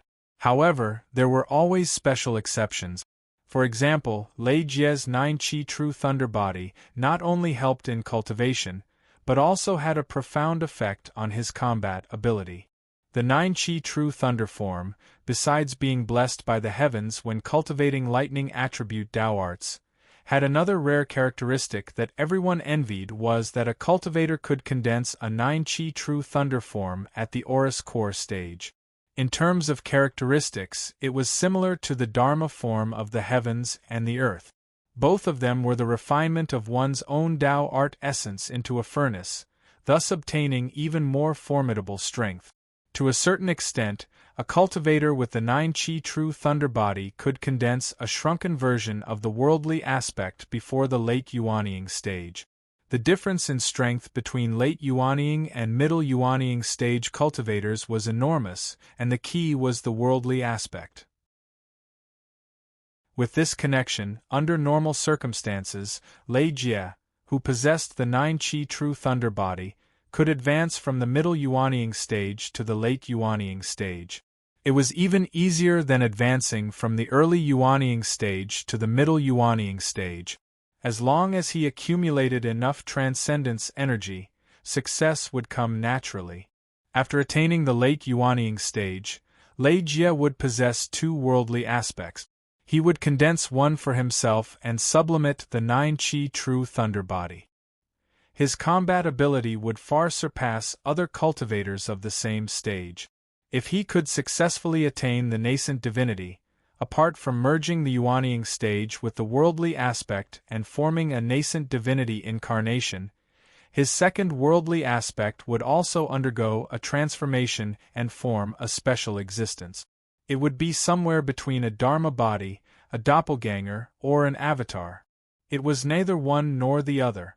It was called the 9 Qi God of Thunder Body, and it was equally useful in combat. Although Lei Jie was still in the middle Yuanying stage, he possessed many top-notch Taoist techniques. With the help of a large amount of resources and the 9 Qi True Thunder Body, he was superior to most Yuanying stage cultivators. Even Tang Jun himself admitted that he did not have an absolute chance of winning against Lei Jie with his Golden Elixir stage cultivation. However, Tang Jun did not care about this. He had never been a person who only dared to fight battles that he was certain to win. Lei Jie looked at Tang Jun and said coldly, "What a condescending attitude. Fairness? Only the strong have the right and capital to give to the weak. Are you sure that you're stronger than me now? Are you taking pity on me? Are you giving alms to me because you think you're stronger than me?" Tang Jun said calmly, "There's no need for me to do that. I've said it before, I won't be lenient in today's battle. Whether you can live or not will depend on your own ability. As for whether it's fair or not, you'll have to fight for it yourself. If you don't have it, then you don't have it. If you hope for others to pity you, then what you beg for will be like flowers in a mirror or the moon in the water." Lei Jie wanted to retort, but he suddenly recalled the silent and resolute expression that Tang Jun had when he was chasing after Tang Jun all those years ago. He did not question or beg for mercy. He did not try to soften his attitude with words just because they were blood brothers. He did not feel angry or unwilling because of the huge gap in strength caused by the treatment he received in the Lei family. He only gritted his teeth and did his best to resist. In the end, when he was beaten to the bottom, Tang Jun's eyes did not have the slightest hint of weakness. There was only ice-cold fury. Lei Jie asked in a deep voice, "Then why are you giving me fairness today?" Tang Jun answered, "We are born from the same mother. You and I are not brothers, but mother and I are mother and son. You are also her son. I'll fulfill your wish and give mother an explanation." Lei Jie's eyes narrowed and he was a little absent-minded. Before his mother passed away, she had asked him to take good care of Tang Jun, but he had thrown it to the back of his mind because of Tang Wenhua. Many people in the Lei family made things difficult for Tang Jun because they wanted to please him. He was well aware of it, but he silently allowed it and even hinted at it. If it wasn't for the dangerous environment at the bottom of the Spirit Extinction Valley, which was dangerous for cultivators during the Golden Elixir period, he would have rushed down there and turned Tang Jun to ashes. Lei Jie shook his head and came back to his senses. He took a deep breath and looked at Tang Jun. "Back then, I didn't suppress my cultivation to the foundation establishment stage to fight with you. Today, you don't need to suppress your cultivation either. Let me see what kind of strength you have after studying in Xianmen for so many years." Tang Jun said indifferently, "Up to you." Lei Lai stood up at this moment and said slowly, "True Lord Tiansong, please wait and listen to this old man." He knew that there was no familial love between him and Tang Jun, so he directly called him by his Taoist name and didn't take advantage of his seniority to establish a relationship. Hearing this, Tang Jun turned to look at Lei Lai and said silently, "Grandfather, please speak." Unlike Lei Jie, who called Lei Lai grandfather, Tang Jun called him grandfather with an indifferent tone. Back then, this old man completely treated him like heir. When the Lei family was hunting him down, the order to kill him was issued by this old man. Now, he called him grandfather purely because of Tang Jun's mother. Hearing Tang Jun's way of addressing him, Lei Lai understood. He sighed inwardly and continued, "This old one will not interfere if the two of you want to fight to the death. Your grudge must be settled. But before that, why don't you investigate Tang Wenhua first? Where did he go? What's his background? What's his plan? No matter who lives and who dies, the dead won't know these things. Are you willing to go to the netherworld with regrets?" Tang Jun shook his head. "I don't care." He was confident that he would be the one to survive. At the same time, he didn't care that Tang Wenhua's background and whereabouts were no longer important. Knowing what Tang Wenhua was planning to do, it was also for the sake of the sect, the overall situation, or his own basic safety. It did not affect Tang Jun's state of mind at all, so he had no regrets to speak of. Lei Jie's expression tightened when he heard this. Although his state of mind had already calmed down a lot under Tang Jun's influence, he was still exceptionally concerned about this aspect. If he could break through this mental barrier like Tang Jun, his cultivation path would immediately become much smoother. Not to mention the primordial spirit realm, he would at least be able to break through from the middle Yuanying realm to the late Yuanying realm. But now, he still hadn't completely broken through it. In an instant, Lei Jie fell silent again. Chapter 1306.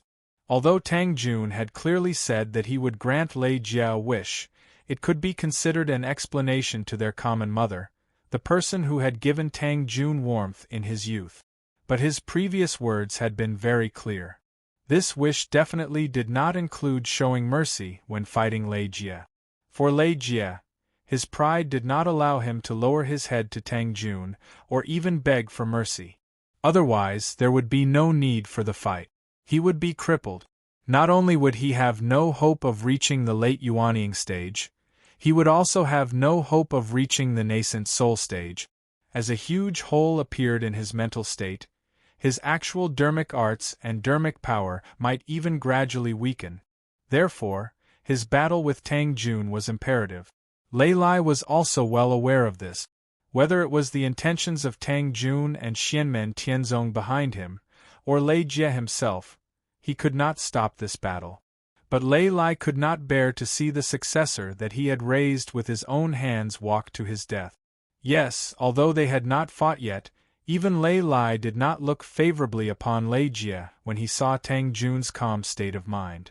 Even if Lei Jie said that they were both fighting at the mid-Yuanying stage, even if Tang Jun suppressed his cultivation to the late golden elixir stage, in Lei Lai's eyes, Lei Jie's chances of victory would be even slimmer. This was a hurdle that Lei Jie had to pass.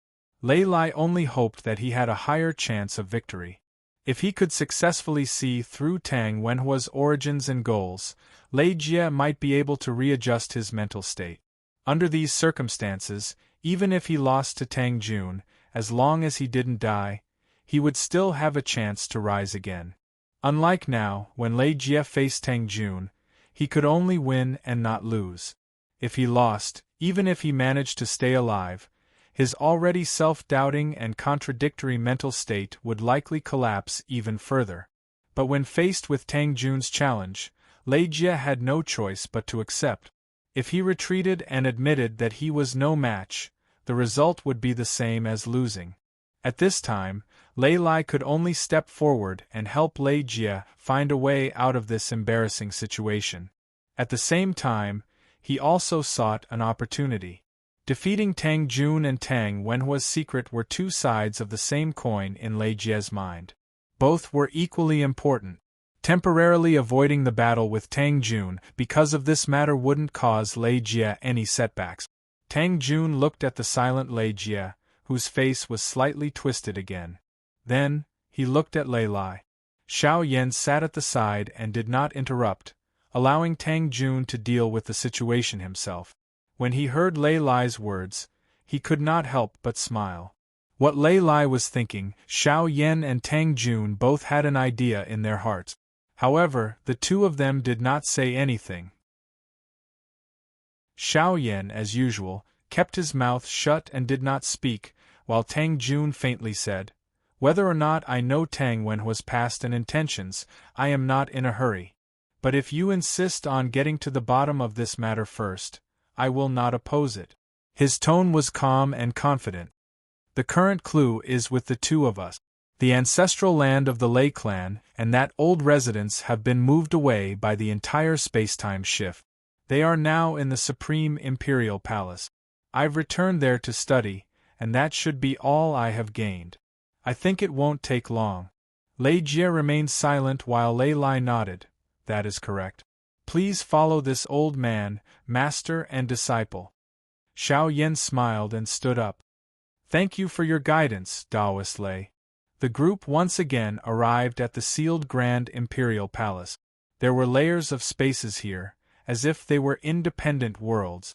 In one of the spatial domains, the Lei family ancestral ground sat on the ground. However, this ground was like a floating island, suspended in the void.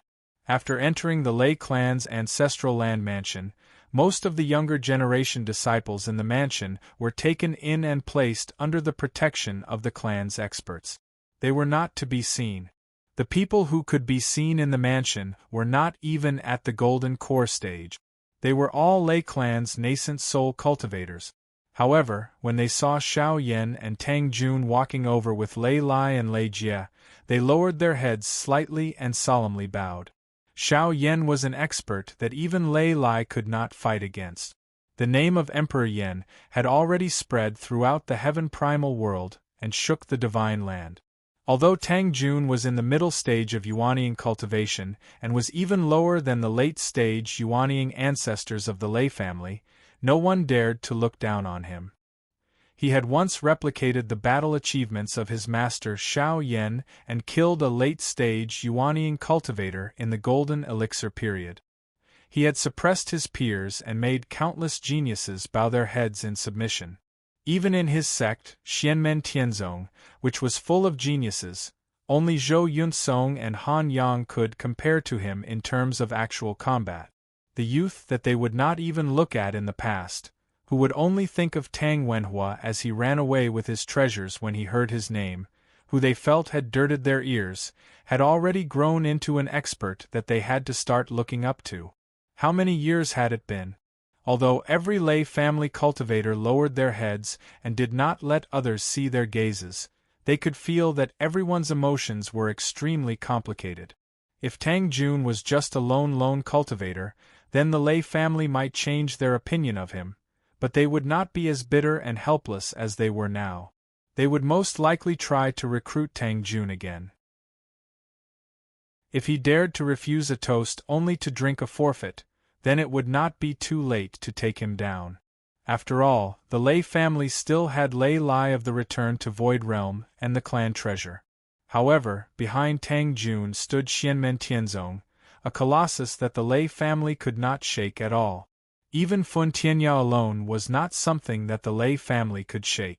Unlike Lei Jie, who was stuck in a bottleneck and had a difficult road ahead, the current Tang Jun was still in a state of rapid development and continuous improvement. Under Xianmen Tianzong's nurturing and protection, the chances of Tang Jun dying were too low. With the strength and potential that he had displayed now, he would be able to look down on the entire Lei family with his own strength in the future. This reality was placed in front of everyone, causing every Lei family member to feel dispirited and lost. Tang Jun followed behind Xiao Yan. His face didn't have the rueful feeling of returning home in glory, nor did he have the arrogance of being satisfied with his success. But it was just this that made the Lei family's people feel even more upset in their hearts. "I want to pay my respects to my mother first." Tang Jun looked at Lei Lai and said. He had returned to the Lei family for only a few things. Pay his respects to his mother, repay the Lei family members who had taken care of him when he was young, and settle the score with Lei Jie and the Lei family members who had bullied him. After that, he had to figure out what Tang Wenhua was doing. He was not interested in it, and it would not affect his state of mind. However, he had to understand it clearly, lest there would be unknown troubles in the future that would bring trouble to himself or his sect. Hearing Tang Jun's words, Lei Lai nodded. "That's right. After you pay your respects, we will start with 17th Mother's belongings." Everything that Tang Wenhua left behind was kept by 17th Mother when she was alive. The so-called 17th Mother was Lei Lai's first wife's daughter, Tang Jun and Lei Jie's mother. After Tang Jun offered incense for his mother, Lei Jie also offered incense for his mother without a word. He looked at his mother's memorial tablet with a slightly dazed expression. After paying his respects to his mother, Tang Jun followed Lei Lai to a quiet room. With a point of Lei Lai's finger, a stream of light landed on the table in the quiet room. There were many items wrapped in the light. They had been specially categorized and organized, so there was no sign of disorder. The Lei family, and even the Great Zhou dynasty, had clearly been checked inside and out many times. Perhaps there was really nothing special about these things, or perhaps they had been processed with special secret technique. Some strange techniques could not be opened without special techniques. Even if the decider was stronger, if the decider were to forcefully open it, the item would be directly destroyed, and the possibility of it being destroyed was even higher. Xiao Yan's gaze swept across the items, then he turned to look at Tang Jun. "Try it." Tang Jun took a step forward and came before these items. He took turns using his Fali to absorb them one by one. Then he used the process of opening the secret matrix in Tang Wenhua's former residence to experiment. Among these items there were some that he had come into contact with when he was young. However, because his body had not changed at that time, there was no reaction even when he had come into contact with them. After the incident at Tang Wenhua's former residence, Tang Jun had been hunted down. After escaping, He traveled west and finally became a disciple of Xianmen Tianzong. He had never returned to the Lei family, so naturally, he had never come into contact with these items. When Tang Jun grabbed one of the jade talismans, the jade talisman suddenly changed. Lei Lai and Lei Jie's eyes shone brightly.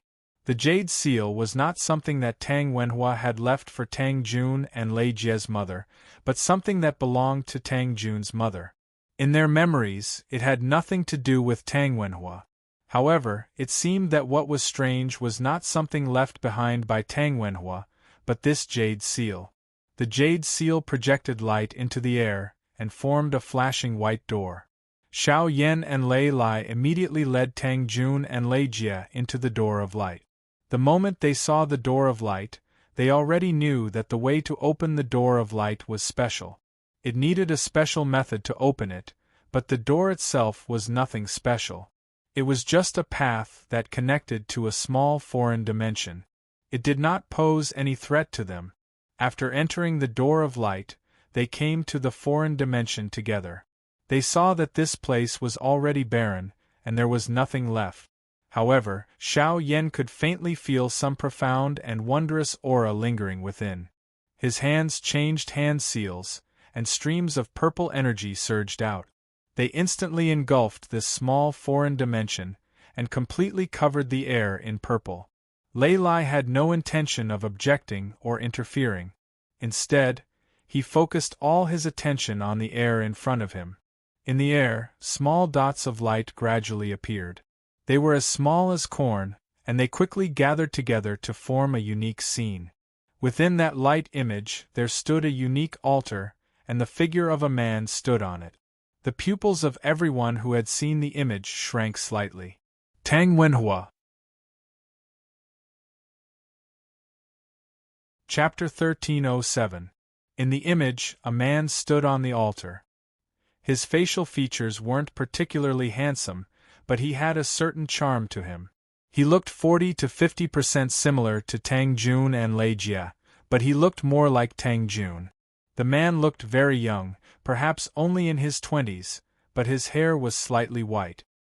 His eyes and expression exuded a mature and peaceful aura, as if he had experienced the vicissitudes of life. Among the people present, although Xiao Yan and Tang Jun had never seen this man in person, through the traces of light and shadow they had seen before, the two could confirm that this man between young and middle-aged was Tang Jun and Lei Jie's birthfather, Tang Wenhua. Lei Lai and Lei Jie had both seen Tang Wenhua with their own eyes. Naturally, they recognized him immediately when they saw the image. Lei Lai's expression was calm as he stared at Tang Wenhua, while Lei Jie's breathing became noticeably heavier. The Tang Wenhua in the image was currently standing at the center of the altar. His hands formed hand seals, and streams of magic power were sent out into the altar.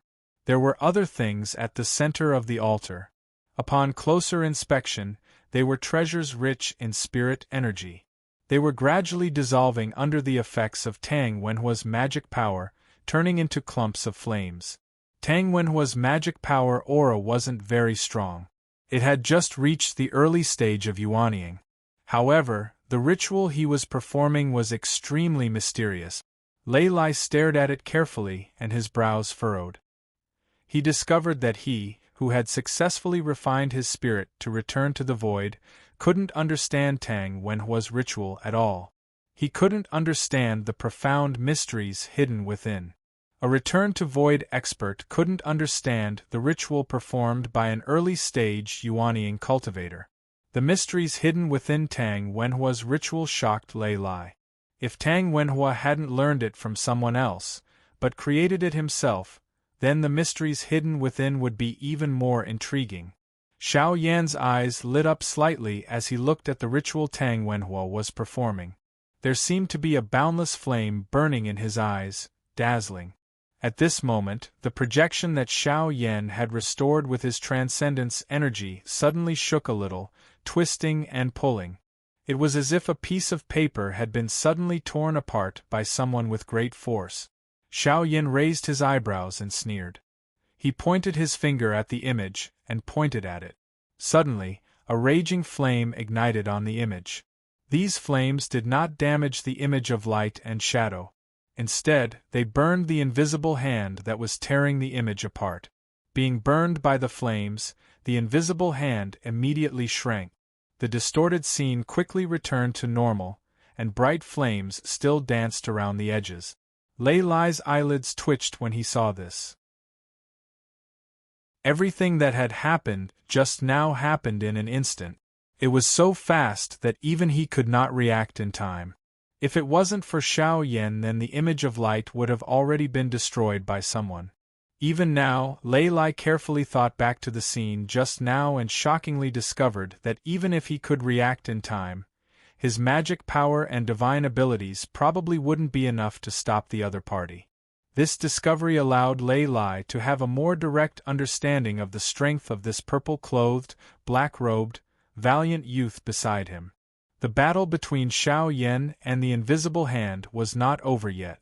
After the Invisible Hand was forced back by the flames, it quickly made a comeback, bringing with it an ear-piercing sound of wind.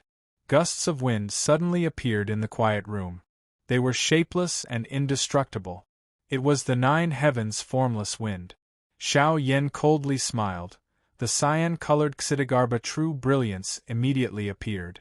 The dancing flame condensed to the point it seemed solid, attacking and defending in one. At the same time it blocked the astral winds, it also continuously exploded, shattering one astral wind after another. The other party did not succeed in his first move, so he immediately made another move. Dark green water appeared. It was the Taiyin water, and it surged towards the Xidagarba true flame. At this moment, a demonic red lotus suddenly appeared in the air. Its color was pure and clear. This bewitching red lotus transformed into a formless red light and disappeared in an instant. However, at this moment, the raging wind suddenly stopped, and the dark green water also disappeared. Lei Lai and Lei Jia looked at Xiao Yan. They already knew that the demonic red lotus was actually formed by Xiao Yan's red lotus hellfire. Xiao Yan drove the red lotus hellfire upstream, following the 9 heavens' formless wind and the Taiyin water to the source and counterattack the person behind it. The red lotus hellfire specialized in damaging the spirit. When it burned to the extreme, it could directly drag a person's spirit out of their shell and into the cycle of reincarnation. If one could defend against the fire in advance, everything would be fine. However, if the red lotus hellfire really touched one's body, it would be a disaster for most people. The other party's reaction was also very fast. He decisively cut off the connection, making it difficult for Xiao Yan's red lotus hellfire to work. The two of them fought in the air across time and space. The other party saw that it was impossible to continue fighting with Xiao Yan and chose to retreat. This exchange happened in an instant. Lei Lai, Tang Jun, Lei Jia, and the others were dazzled. Lei Lai sighed softly. Emperor Yan's supernatural powers have opened my eyes. Xiao Yan looked at the image in front of him and shook his head. This person is very strong in both cultivation and supernatural powers. From the beginning to the end, he did not reveal his true strength, so I could not determine his true background. He is obviously hiding it on purpose. Otherwise, he would not have performed so well. Moreover, the place where we are fighting is where we are now. His supernatural powers have traveled through the void to come here, so he is at a disadvantage. Without a doubt, the person was Tang Wenhua. Or rather, it was Tang Wenhua's real body. However, he was very cautious. Seeing that he could not do anything to Xiao Yan, he immediately retreated. This made it difficult for Xiao Yan to see through him. However, it's not too far off. In terms of cultivation level and magical powers, I'm afraid he's even stronger than me. Xiao Yan chuckled. There are only a few people like this in the entire Divine Land. Even if he is an old monster that has been in hiding for many years, with such cultivation and power, there are traces of him. The range is very small. Xiao Yan's gaze fell back on the image that was stabilizing, speaking of which, I already have a suspect. At this point, Xiao Yan stopped talking and focused on the image. Lei Lai's lips moved, but in the end, he did not make a sound. He also looked at the image. The image seemed to be replaying what had happened here in the past. This small foreign dimension must have been the place where Tang Wenhua had secretly carried out his experiments and plans when he had lived in the Lei family. In the image, Tang Wenhua's hands changed hand seals, forming a ritual that relied on the altar to finally operate. Streams of flames danced on top of the altar. Under the illumination of the flames, giant talismans flashed in the air one after another. In the end, they gradually gathered together and turned into a ball of light. The ball of light gradually disappeared, and the profound aura of power also disappeared. But in the scene that appeared in front of Xiao Yan and the others, a light illusion also appeared in front of Tang Wenhua. Although it looked a bit blurry, Xiao Yan and the others could still make out that this scene was a scene within a scene. It was the scene of a woman giving birth. Although she looked disheveled and weak, the woman's beauty could still be vaguely seen. Tang Jun and Lei Jie's breathing stopped at the same time. Lei Lai's gaze also became deep. A child's loud cry came from the scene within the scene. Looking at this scene, Tang Wenhua's lips curled into a faint smile. It's a pity.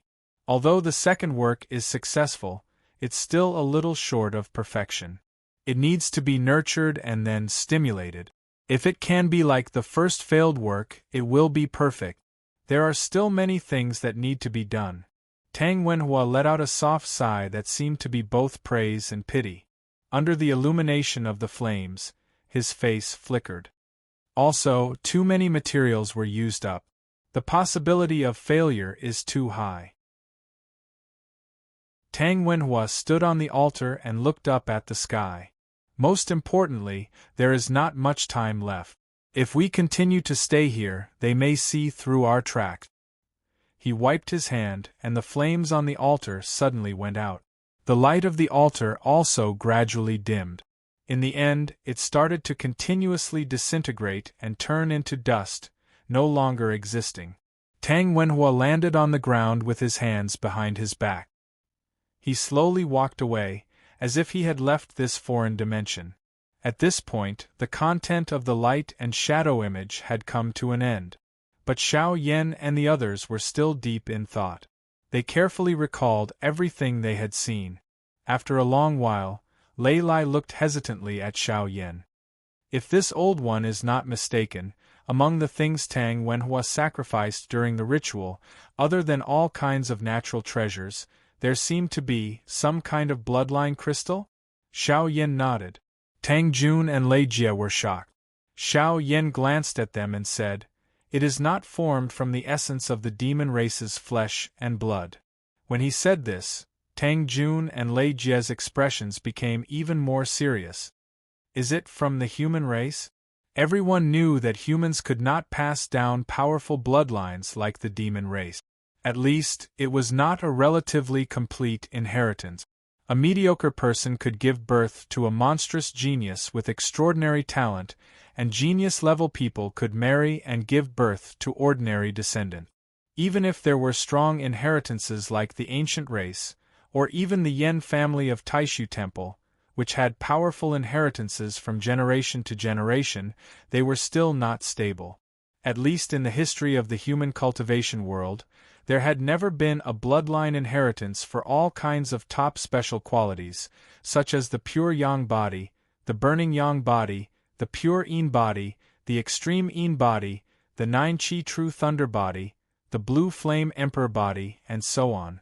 Lei Lai asked in a low voice, could it be that he found the skeleton of an expert who once possessed the 9-chi true thunder body and the blue flame emperor body, and then extracted the blood and bone essence from them? Then he refined it further and obtained some profound mysteries, and then added it to the newborn? But can this also succeed? Lei Lai was dazed for a moment, but the truth was right in front of him. This is too crazy. Xiao Yan stood with his hands behind his back. After thinking for a while, he suddenly crushed a sound transmission crystal. Chapter 1308. Xiao Yan crushed a sound transmission crystal. On the other side of the crystal, a voice came through like a low rumbling thunder. Flame Emperor suddenly sent a message, is there something? This voice belonged to the current sect master of Purple Cloud Path, Tao Master Lei Yun. Xiao Yan's actions were not hidden from Tang Jun, Lei Lai, and Lei Jie. As soon as he heard Tao Master Lei Yun's voice, Lei Lai immediately understood what was going on.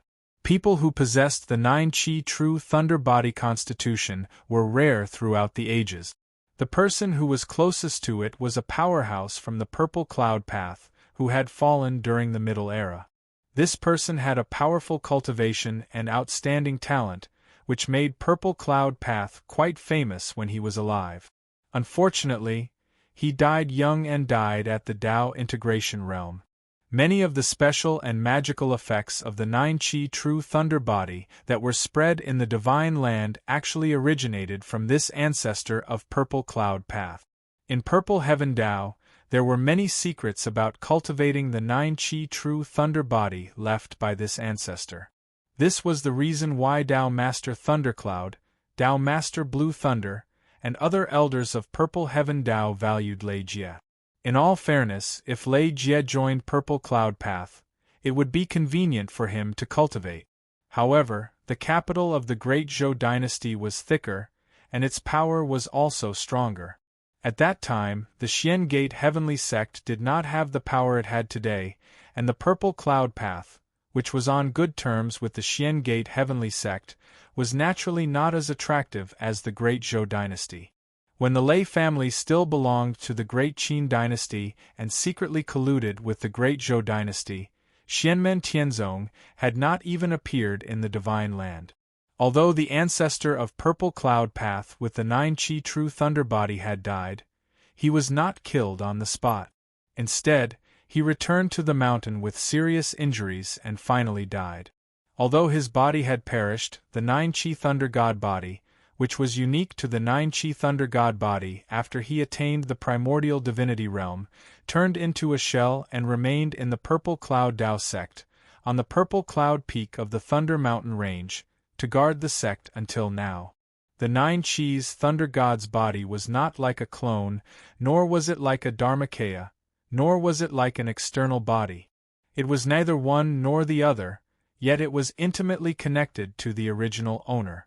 After connecting the voice transmission, Xiao Yan and Tao Master Lei Yun exchanged a few polite words, then he asked, Tao Master Lei Yun, I'm sorry to call you today because I have something to ask you. Please forgive me if I offended you. Is the body of the senior patriarch who possessed the 9-Qi true thunder body of your sect, which was transformed from the 9-Qi thunder god body, safe and sound? Hearing Xiao Yan's question, Tao Master Thundercloud's voice was obviously surprised. He has been well. Why do you say that, Emperor Yan? Xiao Yan took a deep breath. Please examine it. He paused for a moment before continuing. I've discovered that someone possesses some essence blood from the remains of an expert with the 9-Qi true thunder body. I don't know where he came from. Tao Master Thundercloud suddenly fell silent. After a while, he said, Wait a moment, Flame Emperor. I'll check it myself. Xiao Yan said, Thank you, Tao Master Thundercloud. After saying that, he waited patiently. Lei Lai and the others did not speak. Tang Jun's expression was still calm as usual, while Lei Jie's expression was a little gloomy. In the distance, where the mountain gate of Purple Cloud Path was located, in the Heavenly Thunder Hall at the top of Purple Cloud Peak of Thunder Mountain Range, an amazing thunderbolt suddenly shot up into the sky. After a while, there was another earth-shattering drum sound that shocked the 9 heavens and caused the thunder clouds above the mountain to shake. The whole world and the void trembled in the continuous drum sound. Every time the drum sounded, it seemed that a small world was destroyed. Not to mention the younger disciples of the Purple Heaven Path, even the elders were shocked. The sound of the drum clearly came from the Purple Heaven Path's Mahayana grade artifact, the 9 Thunder Drum. In addition to the earth-shattering drum sound, lightning flashed in the sky above the Heavenly Thunder Hall and continued to spread, covering the entire purple cloud peak below. The thunder clouds in the sky became thicker and thicker. Bolts of purple lightning fell down and merged with the lightning that covered the purple cloud peak. A huge array pattern composed entirely of lightning spread in all directions. In the end, it almost covered the entire Thunder Mountain range. For a moment, there was only lightning between the sky and the earth, destroying and annihilating everything else in the world. Is there a strong enemy? All the cultivators of the Purple Cloud Tao sect were shocked. The scene in front of them was clearly the result of the sect master, Tao Master Thundercloud, personally presiding over the sect with the 9 thunder drums. He had activated the 9 Heaven Divine Firmament Lightning Emperor Capital formation to the extreme. But soon, the lightning dissipated and the formation became calm again. The earth-shattering drum sound also gradually subsided. There was no trace of the enemy in front of them. Such a move made many cultivators of Purple Cloud Path feel puzzled and confused. At this moment, in the Heavenly Thunder Hall at the top of Purple Cloud Peak, Tao Master Thundercloud, Tao Master Blue Thunder, and other elders of Purple Cloud Path all looked livid. Among them stood a fierce-looking old man with purple hair and a heavy aura. He was the origin spirit of the Mahayana-level magic treasure, the 9 Thunder Drum. The purple-bearded old man's hair and beard were also standing on end, and his face was full of anger. Tao Master Thundercloud took a deep breath, calmed himself down, and reconnected with Xiao Yan. He said in a deep voice, "Sorry to make you laugh, Flame Emperor. The Ancestral Master's body looks normal on the surface, but it has indeed been secretly touched by someone. Someone intercepted and triggered a part of the Ancestral Master's blood essence." As he spoke, Tao Master Thundercloud's face became ugly again. Not mentioning that he knew nothing about this matter, the other party's technique was also extremely ingenious. After taking action, they even did a lot of concealment and disguise. Under the situation where he received Xiao Yan's reminder, it was hard for him to detect the changes within. He had to call out the 9-link Thunder Drum and circulate the 9 Heaven Divine Firmament Lightning Emperor Capital Seal formation to the extreme, concentrating on searching. Only then did he see some clues. If it wasn't for Xiao Yan reminding him to specifically look for it, if he only used the formation to fight enemies normally, it would be hard to even notice this change.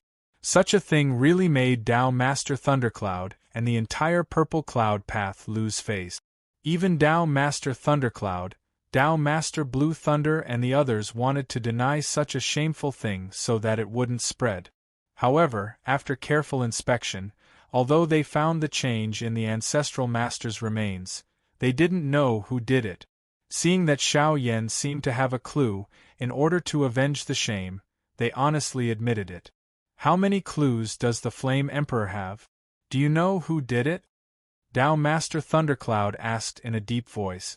Although he couldn't be sure that the bone and blood essence that Tang Wenhua used to activate the ritual belonged to the ancestor of the Purple Cloud Path, Xiao Yan had a hunch that there was a 90% chance that it was correct.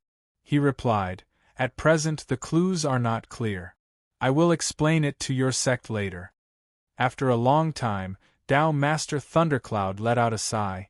"I'm ashamed to face the Ancestral Master, I'm ashamed to face the Ancestral Master."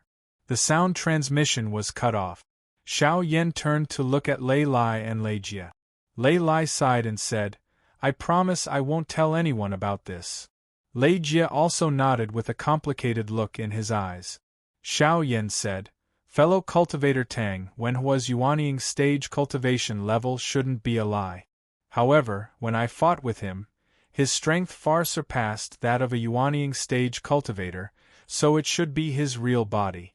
Tang Wenhua should be an alias, but the clues about his whereabouts have been cut off. However, the sequence of his actions is gradually becoming clear. As for his origin and ultimate goal, we can't come to a conclusion yet. We need to find him to know." Lei Lai turned to look at Lei Jia. Lei Jia met his gaze and pursed his lips. "Grandpa, I'm fine." He looked up to the sky and let out a long sigh. Then, he turned to look at Tang Jun. Let's do it today. You don't need to suppress your cultivation level. It's your fortune to have this day, and my cultivation level is also my fate. This battle will be fair. Tang Jun nodded. Up to you. Lei Lai looked at Tang Jun and Lei Jie and also let out a long sigh. With a wave of his sleeves, he sent the two of them to the Lei family's battle arena. He looked at Xiao Yan. Xiao Yan shook his head. We'll just wait here. The victor was quickly decided. One person slowly walked out, while the other stayed inside forever. When Xiao Yan reported everything that had happened and the information about Tang Wenhua to Lin Feng didn't have much of a reaction. Back then, you made the first move, so you should have known that there would be a 15th. You can deal with the other things as you see fit. As for the origin of the Azure Flame Emperor's blood essence, you might as well investigate it and look for clues. Xiao Yan answered, Yes, Master. After cutting off the Transcendence Energy sound transmission with Xiao Yan, Lin Feng thought, Tang Wenhua interesting. There are indeed many geniuses in the world. Even if his cultivation and transcendence energy aren't at the peak, he might still be able to do something unique. Since I already know the reason behind your actions and the various mysteries behind them, it'll be much easier to find you now that I have a target in mind. However, you've obviously realized this yourself. Perhaps you'll be more low-key in your actions to prevent yourself from making mistakes? After all, if you give yourself away again, you will be immediately caught. Lin Feng smiled and shook his head. To me, it's not important anyway. It doesn't matter if I keep waiting. But how long can you endure? Temporarily putting this matter aside, Lin Feng looked at Zhu Yi beside him. Have you obtained the item? Zhu Yi answered. Just as Xiao Dongtian said, the green cloud stone and the universe jade crystal are both in Xiao Qingqing's hands. This time, they were captured by Hao Yang's clone, so I naturally obtained the item. Lin Feng nodded. Then give it to Chu Yang. This is something that he deserves. Now that the matters of the great Zhou dynasty have come to an end, Xiaoyi, your idea of opening up academies can continue. Hearing this, a faint smile appeared on Zhu Yi's face. Yes, Master. After bidding farewell to Lin Feng, Zhu Yi's main body once again left Jade Capital Mountain.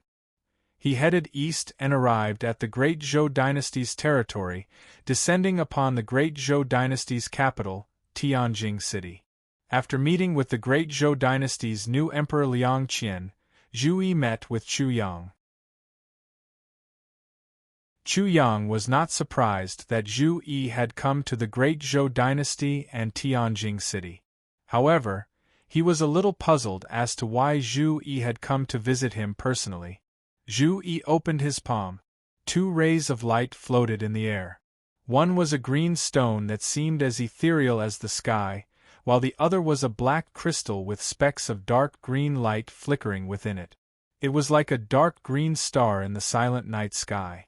Seeing this, Chu Yang's eyes immediately lit up. Green cloud stone and universe jade crystal?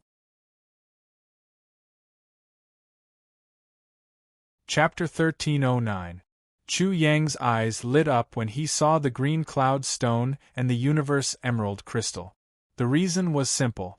These 2 treasures were 2 of the 9 treasures he needed to condense the 9th heaven sword's true form. They were the same as the universe emerald crystal that he had found in the ancestral land of the 9 nether ghost monkeys at the edge of the Spirit Abyss mountain range. The founder of Beyond Sky Mountain had obtained one of these treasures by accident and it had been passed down ever since. However, few people in Beyond Sky Mountain knew of its true origins, so Chu Yang was the first to obtain it.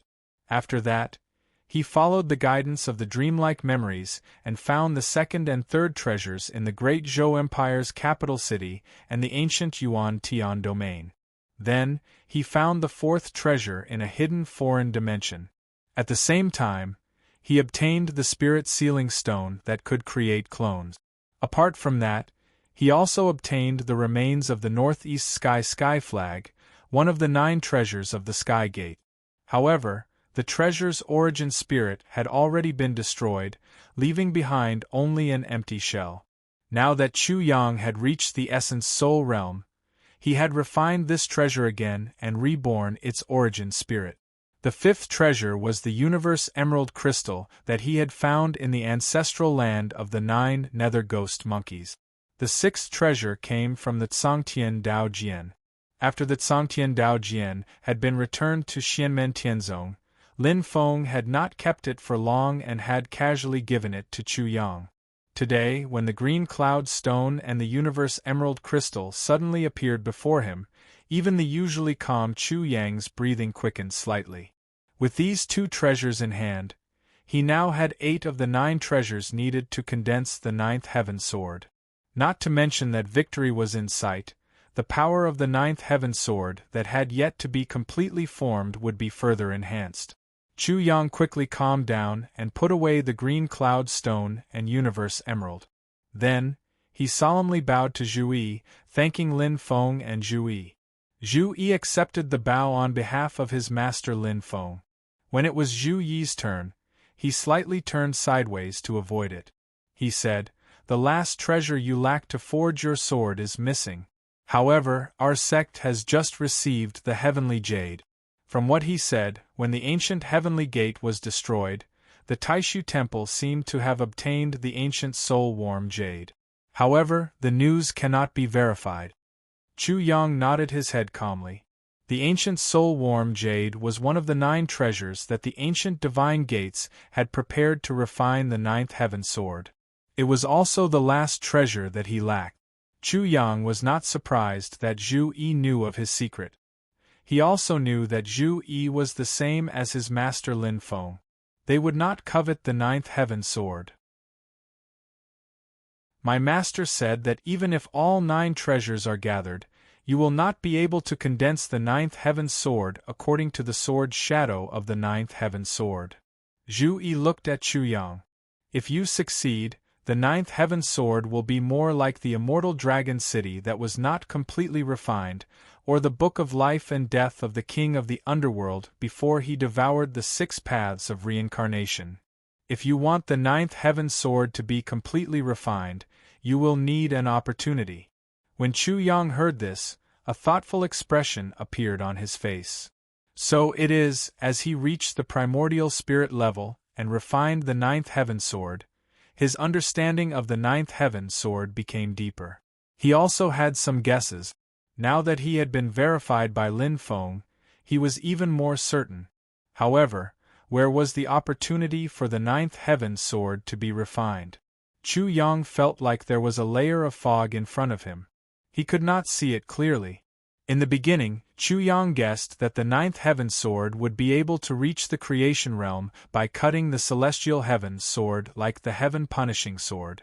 Before Xianmen Tianzong and the heaven punishing sword were born, it was widely recognized that the only sword in the divine land's long history that could fight against the celestial heaven sword was the ancient heavenly gate's great 9 heavens divine sword. Unfortunately, the ancient heavenly gate had fallen long ago, and the 9th heaven sword could only remain in the imagination. After all, before the heaven punishing sword, the celestial heaven sword was the strongest sword Tao Dharma treasure in the divine land. Even if it was broken by the heaven punishing sword, it was still not to be taken lightly.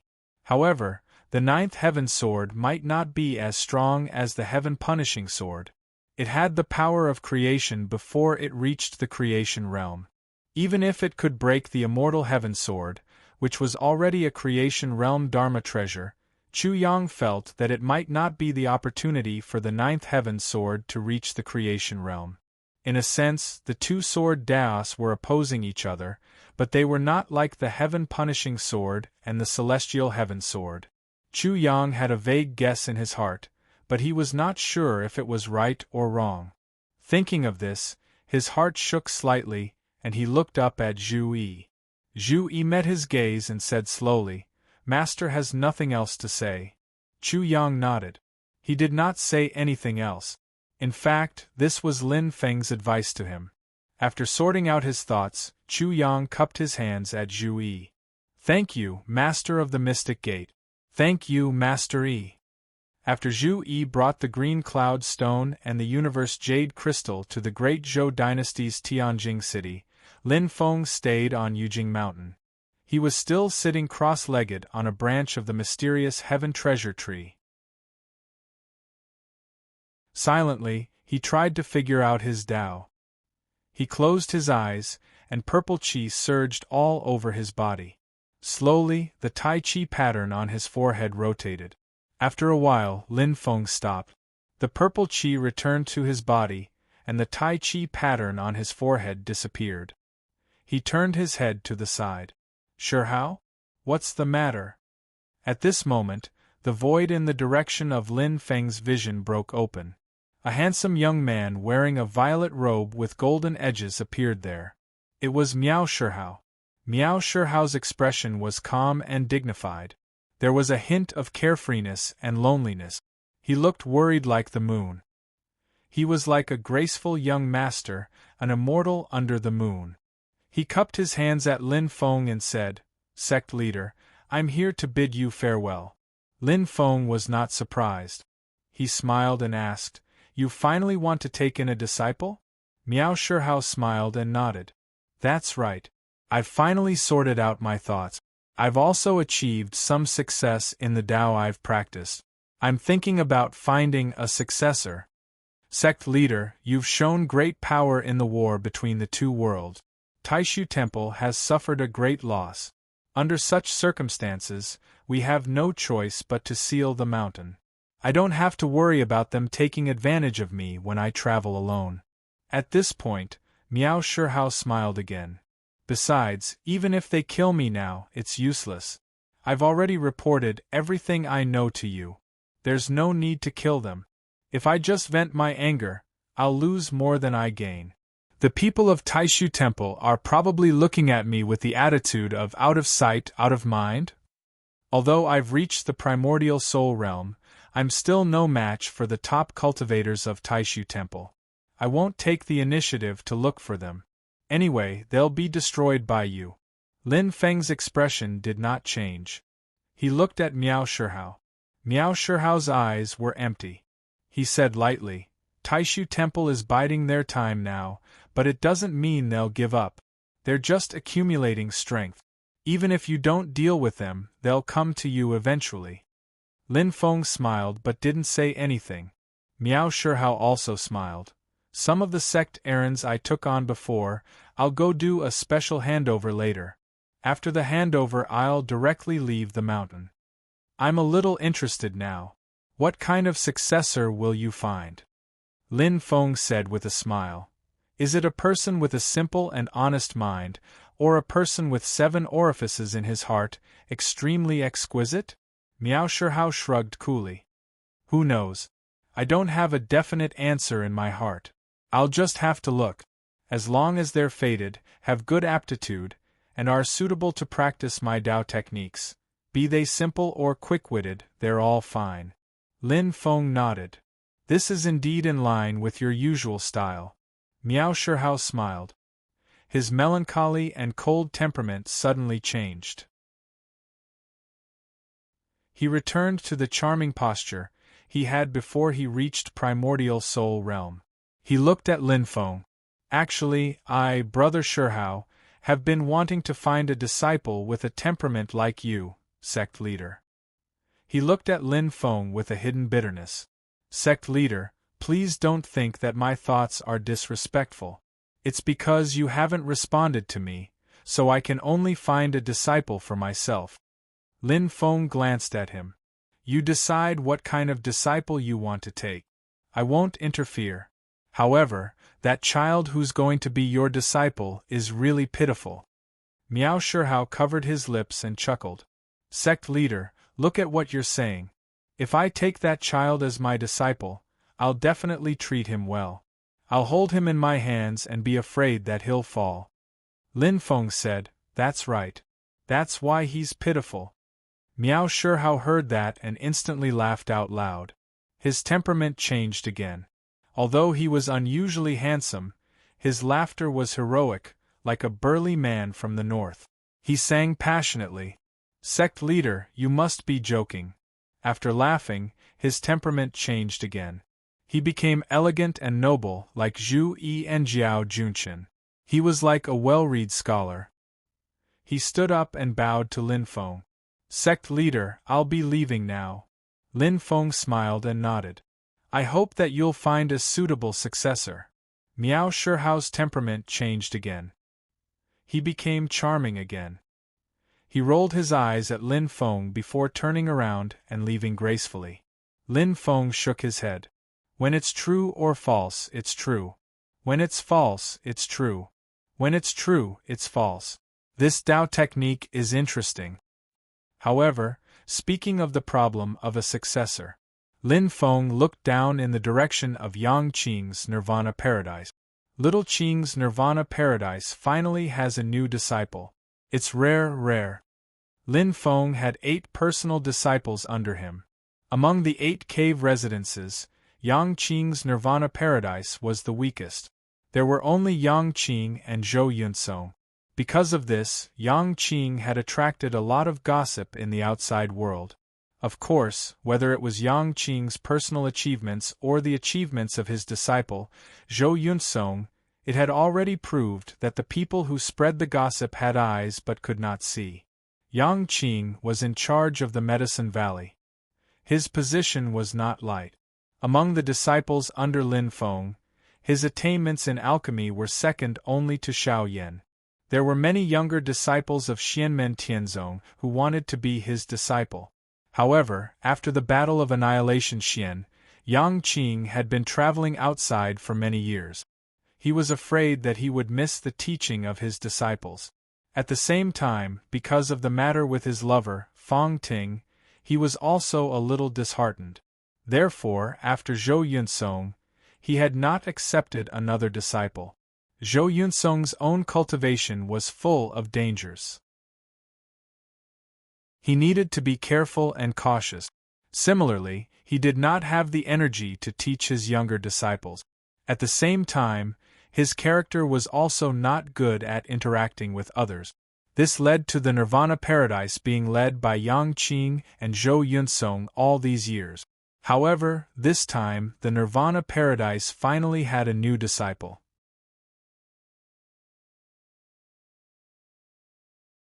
Chapter 13:10.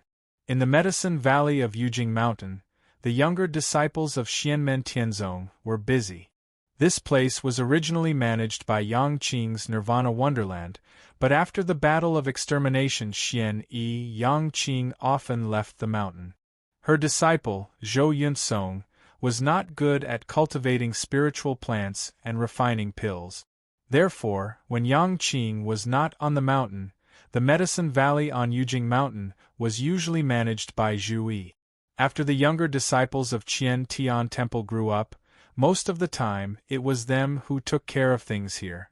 When Yang Qing returned to the mountain, the disciples of Qian Tian Temple would directly report to Yang Qing, and Yang Qing would still be in charge. On one side of the Medicine Valley stood a towering tree. The trunk of the tree was extremely thick, reaching thousands of feet high. The trunk was straight and smooth, but above the trunk, a huge crown and branches extended in all directions. The crown of the tree was extremely huge. However, the space of the Medicine Valley had been specially processed. The giant tree, which was thousands of feet high, was contained within it. It could not be taller than the surrounding mountains of the Medicine Valley. It was like a spiritual plant rooted in the Medicine Valley. Only after entering the Medicine Valley and looking from the inside, one could feel the tree's figure that seemed to reach the sky. This is the cloud forest tree that Lin Feng pulled back from the cloud forest world back then, planting it in the medicinal valley and calmly nurturing it. The cloud forest fruit that it bears is either given to the sect's disciples to eat or used to refine medicine. It has endless wondrous uses. This tree had been reopened by Lin Feng. After leaving the dimensional world and coming to Yujing Mountain, it quickly passed the void thunder tribulation. Its accumulated essence was transformed into demonic power and formed a demon infant. After that, it became a demon king in the middle stage and even the late stage, as if it was walking on flat ground. In the blink of an eye, it quickly reached the peak of the late stage of the demon king. Only when it was about to break through to the immortal demon soul did this cloud forest tree demon king become a little stuck.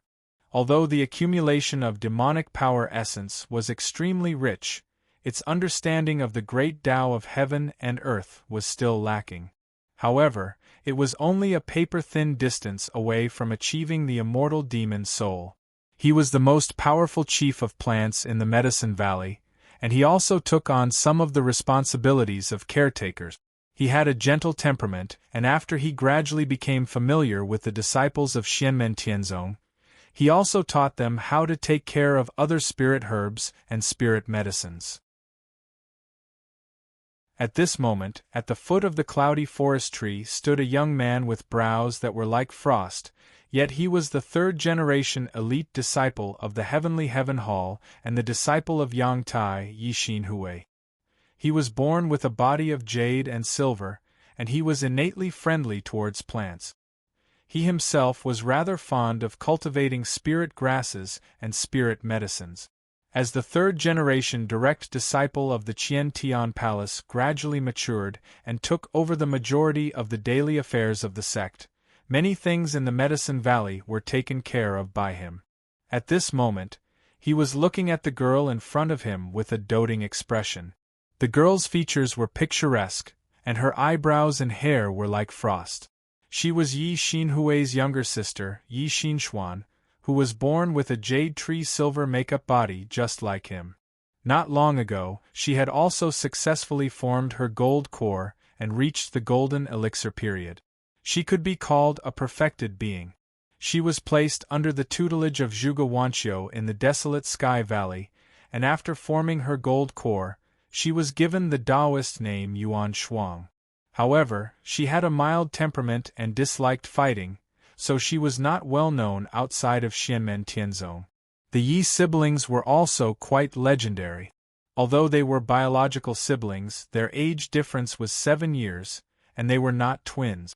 Furthermore, both of their parents passed away early without any abnormalities, but they were born with the same special Taoist body. The probability of such a thing was even lower than that of Luo Qingwu, who was born with the heaven-accumulating dark soul pearl, and that of Taishu Temple Ding Runfeng, who was born with a pure yang body. It was truly amazing. At this moment, Yi Xinxuan was holding a small spirit fruit in her hand, and Yi Xinhui was looking at her with a smile. "It tastes really good." Yi Xinxuan ate half of the spirit fruit, and then spread it out on her palm. 2 faint shadows appeared in the air and landed on her palm. The shadows seemed to be transparent, but the other half of the spirit fruit in Yi Xinxuan's palm quickly disappeared, as if it was swallowed by something. Yi Xinhui smiled and said, "Your illusion moon swallowtail butterfly can only shine at night. It's pretty good during the day too." Yi Xinxuan giggled and looked at the 2 faint shadows on her palm with a gentle gaze. The illusion moon swallowtail butterfly was a butterfly demon race that was on the verge of extinction. When Yi Xinxuan was training with her master, Zhuge Wanqiu, in the Tianhuang vast land, she accidentally found 10 butterfly eggs. The girl liked butterflies since she was young, so she brought the eggs back to the mountain and wanted to raise them as pets. Unfortunately, the hatching success rate was low, and in the end, only 2 illusion moon swallowtail butterfly larvae were hatched, and they were a pair of male and female. The butterfly was like the moon in the sky, emitting a dazzling brilliance when the sun set. It especially liked to dance among the flowers on full moon nights like the white moonlight, colorful and dazzling. When the sun rose, it was hard to see under the clear sky, as if it had turned transparent, which was quite magical. When the illusion moon swallowtail butterfly danced in the sky, the spiritual powder it scattered could help the growth of spirit herbs, and it was helpful to those who cultivated wood and wind dharma. If it was cultivated properly, its combat power would be extremely strong. Yi Xinxuan's 2 illusion moon swallowtail butterflies had just grown up, their strength was still low, and their intelligence was weak. But as they slowly grew, they would naturally be reborn. She turned to look at her brother and smiled. Uncle Master Zhou finally accepted a disciple. It's really unexpected. Uncle Master Zhou's foundation is very likely to gradually stabilize, so he finally opened the door to accept a disciple. Yi Xinhui said with a bitter expression and a helpless smile. I just hope that junior sister won't be so curious the next time she comes to the Medicine Valley. Otherwise, the emerald-een scarlet moonflower I'm raising will never grow. Yi Xinchuan stuck out her tongue. Uncle Master Zhou has always been cold. That junior sister better not offend him. That's fine. Yi Xinhui shook his head. Although Uncle Master Zhou is cold, cruel to his enemies, and has always been famous for killing, he is actually not a cold and bloodthirsty person. His temper is also not that violent, especially towards our own people. He is not that scary. The person they were talking about was naturally Yang Qing's first disciple, Zhou Yunsong. In the eyes of the outside world, Xianmen Tianzong was a butcher's knife among the second-generation disciples, Lin Feng's direct disciple, Wang Lin, the new generation's god of slaughter. Like Wang Lin, when Zhou Yunsong fought with others, there were rarely any survivors. His burning sun shattering Yuan Qi was even more ferocious and overbearing, causing people's hearts to palpitate. Among the second-generation direct disciples of Xianmen Tianzong, he and Ing Luozi were the most murderous and ruthless, even more so than Tang Jun, Han Yang, Dao Yuding, and the others. But after getting along for a long time, the younger generation of Xianmen Tianzong's disciples gradually came to know that Zhou Yunsong's methods were only cold when facing his enemies. Although he always had a cold expression and was a man of few words, rather than saying he was cold and emotionless, it would be better to say that he was not good at communicating with others. At the same time, he was wholeheartedly focused on the Tao and immersed himself in cultivation. On one hand, it was because his personality was not suitable for teaching disciples. On the other hand, it was because he was born with the burning sun body, and the process of cultivation was dangerous, so he needed to be focused. Therefore, although he was one of the strongest among the second-generation direct disciples of Xianmen Tianzong, Zhou Yunsong had never accepted a disciple. However, I'm afraid that Uncle Master Zhou's days will not be too good after meeting this junior sister who has just entered the Nirvana paradise. Yi Xinhui frowned. Yi Xinchuan comforted. Facing someone as serious as Uncle Master Zhou, that junior sister might be more obedient, right? At this moment, Zhou Yunsong, who was the subject of their discussion, was sitting in the Nirvana paradise. Just as Yi Xinhui and Yi Xinchuan had expected, he indeed felt that his days were a little torturous. Master, does 7th Martial Granduncle really always go to the demon world to capture all kinds of demons to eat? Master, why does Patriarch always sit on a tree trunk? Master, did 1st Martial Granduncle's lover, Dao Venerable Qingye, really grow up together? Master, have you ever been to the Mirror Lake Academy that 2nd Martial Granduncle founded? What exactly does it teach? Master, the series of questions made Zhou Yunsong, who had always liked peace and quiet, feel as if his head was about to explode. The days after the other party entered the sect were the most torturous and unbearable days of his life. Compared to the meticulous harassment in front of him, the threat of his burning yang constitution making him feel as if he was walking on thin ice and could spontaneously combust at any time was nothing. After being captured by Golden Cicada and brought to the vast land of infinite wilderness, he had fallen into a state of unconsciousness. He was unaware of the passage of time and everything that had happened in the outside world. Although he felt humiliated, it did not take long. By the time he regained consciousness, he had already been rescued by Lin Feng and his disciple. But now, looking at the little girl who was circling around him, Zhou Yunsong felt dizzy. The little girl was Zhou Yunsong's new personal disciple. Her name was Lu Yilin. Like Duanmu Hong, she had been met by Yang Qing when she was traveling outside to practice medicine and then brought back to the mountain. Along with the passing of time, under the guidance of Lin Feng, Yang Qing and the other seniors, as well as his own dedicated training, Zhou Yunsong in recent years, even though the threat of the burning Yang body still exists, but he is already becoming more and more familiar with it. Therefore, Yang Qing's Nirvana Grotto Heaven lineage finally opened its doors to accept disciples again. However, Yang Qing was often away from home, so she no longer accepted disciples. If a disciple could pass the assessment, they would be apprenticed to Zhou Yunsong. This was also Yang Qing's consideration for Zhou Yunsong. In the process of teaching disciples, it would help Zhou Yunsong constantly examine the foundation of his Dharmic Tao and become more proficient in it. Due to his personality, he was half repulsive and half strict. The assessment presided over by Zhou Yunsong was extremely difficult. All the juniors who had passed the assessment to become personal disciples and chose to be apprenticed to Nirvana Grotto Heaven were all eliminated. There was only one exception, and that was Lu Yilin in front of him. This result was beyond many people's expectations. Although she was a little talkative and muddle-headed, Lu Yilin became the only third-generation personal disciple who successfully passed Zhou Yunsong's assessment and became apprenticed to Nirvana Grotto Heaven. In all fairness, Lu Yilin's ability to pass the assessment was largely due to luck. However, since she had passed the assessment, Zhou Yunsong accepted her as his personal disciple. Although Zhou Yunsong, who had no experience in teaching this disciple, was at a loss.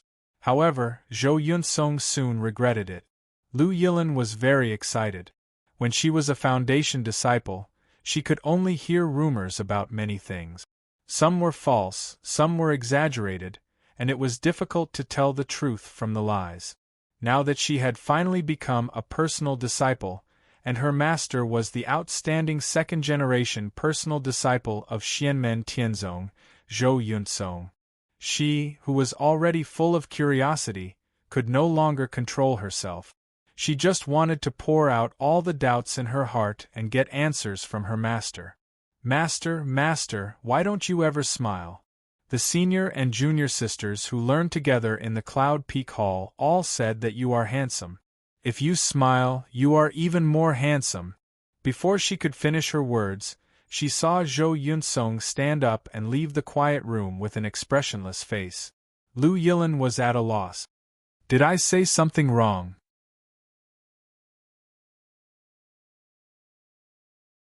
Chapter 13:11. Seeing that Zhou Yunsong left the room without saying a word, Lu Yilin was at a loss.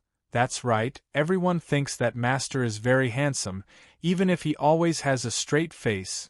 Generally speaking, even if a cultivator had not reached the level of primordial spirit transformation, the higher his cultivation, the better his appearance would be.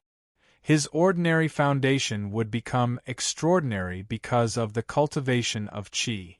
Those who had a good foundation would be more eye-catching. To be fair, although Zhou Yunsong had always been cold and indifferent, his facial features were extremely handsome. Among all the second-generation disciples of Xianmen Tianzong, except for Han Yang, the others were inferior to him. This was only in terms of facial features, but even in terms of temperament and aura, Zhou Yunsong was still one of the most outstanding people. Sometimes, the younger disciples would talk about him in their spare time. Although it was not appropriate to talk about their elders, they would also secretly exchange gossipy views. Of course, for now, the best was limited to the second-generation true disciples like Zhou Yunsong and Han Yang. Lin Feng, Xiao Yan, Zhu Yi Shi Tianhao, and the others, they dared not talk about them. However, even so, no one would stab the person in question like Lu Yilin did. Lu Yilin shook her head blankly. When she came back to her senses, she hurriedly followed him, but she could not find her master. Puzzled, she wandered around the various stone chambers and corridors in Nirvana Wonderland in a daze. Suddenly, the light in front of her changed, and she found herself in another quiet room, where a young man in purple was sitting. Sitting there, the young man in purple seemed to have frozen the changes of yin and yang, causing the whole cave to fall into silence, but everything seemed extremely harmonious. In his ordinary body, there seemed to be thousands of things being nurtured, containing endless changes in the extreme silence. When Lu Yilin saw him, she immediately cheered, "Grandmaster!" The young man in purple was naturally the master of Nirvana Wonderland, Yin Yang Dao Monarch Yang Qing, the master of Zhou Yunsong, and Lu Yilin's grandmaster. Yang Qing's expression was calm, and there was a tinge of indifference in her gentle gaze. Her eyes were black and white, and there was a faint luster flickering in them, which made people admire her. Looking at him, Lu Yilin felt as if his heart had calmed down and his jovial temperament had stabilized. Remembering the rules, he hurriedly bowed to Yang Qing. "Disciple Lu Yilin greets Grandmaster." Yang Qing waved his hand at her. "There's no need for formalities. After you've settled down, you can follow Yun Tsong and learn Tao. Take good care of your body." Just like Duanmu Hong, Lu Yilin was a good seedling that Yang Qing had met while practicing medicine. Coincidentally, she was seriously ill, just like Duanmu Hong in the past. Moreover, her illness was even stranger and more difficult to deal with. This woman's physique was rather strange. The yin and yang qi in her body did not mix with each other. Moreover, it was constantly changing and chaotic. From a certain point of view, it was the opposite of Yang Qing's perfect yin and yang body. Later, her strange illness was cured by Yang Qing, and they returned to the mountain together. She passed the entrance examination and became a disciple of Xianmen Tianzong. While Yang Qing and Lu Yilin were talking, a person walked in from the door of the quiet room. It was Zhou Yunsong who had left earlier. Zhou Yunsong held a small bundle in his hand. He opened his palm, and the bundle flew up and landed in front of Lu Yilin. "This is for you," Zhou Yunsong said. Lu Yilin blinked her eyes and took the bundle. She opened a corner and saw a few bottles and jars inside.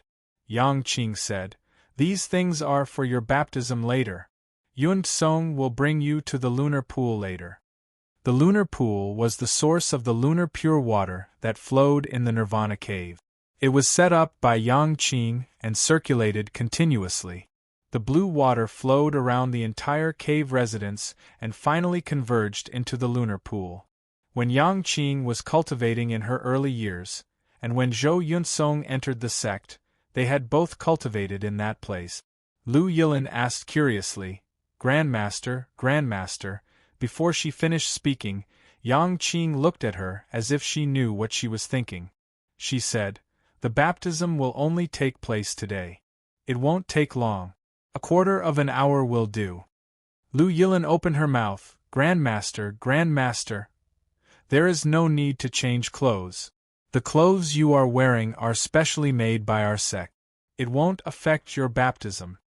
"Grandmaster, Grandmaster, I can indeed know what you are thinking, but I didn't mean to pry. Your mind is too lively and quick-witted, and your spirit is unstable. You don't have the heart to control it, so your mind is exposed. To me, it is like a picture in front of me. I can see it clearly." Lu Yilin was speechless, but she didn't close her mouth. Instead, she opened it wide and stared at Yang Qing in front of her. Yang Qing continued, "In the future, when you cultivate, you have to pay more attention to this aspect. It is not a bad thing to have a quick-witted mind, but it is as bad as not doing enough. If you don't control it, you will be dissatisfied. If you don't control it, when you go out of the sect in the future, when you meet other primordial spirit cultivators or some Yuanian cultivators, all your thoughts will be seen by them." Lu Yilin wanted to say something, but she closed her mouth.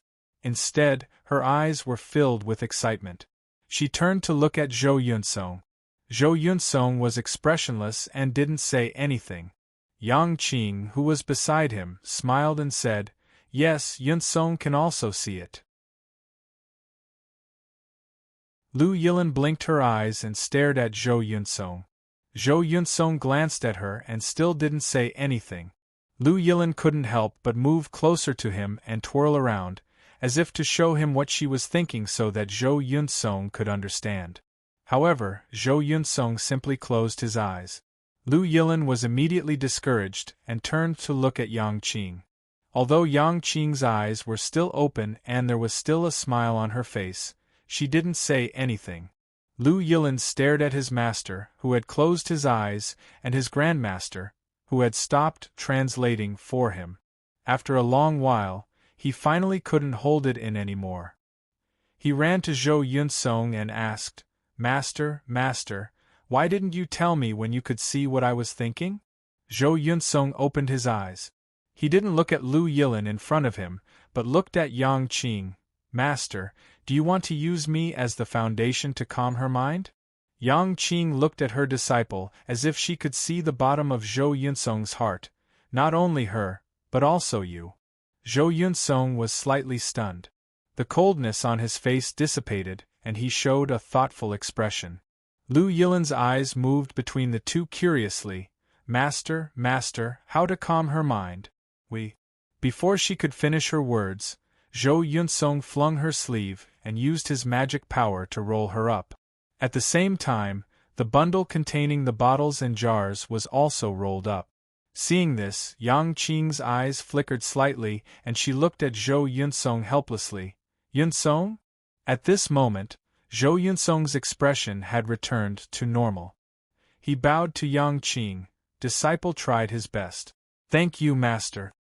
Yang Qing looked at him and waved her hand after a long time. "I believe you have a sense of propriety. Go, send Yilin to the baptism first.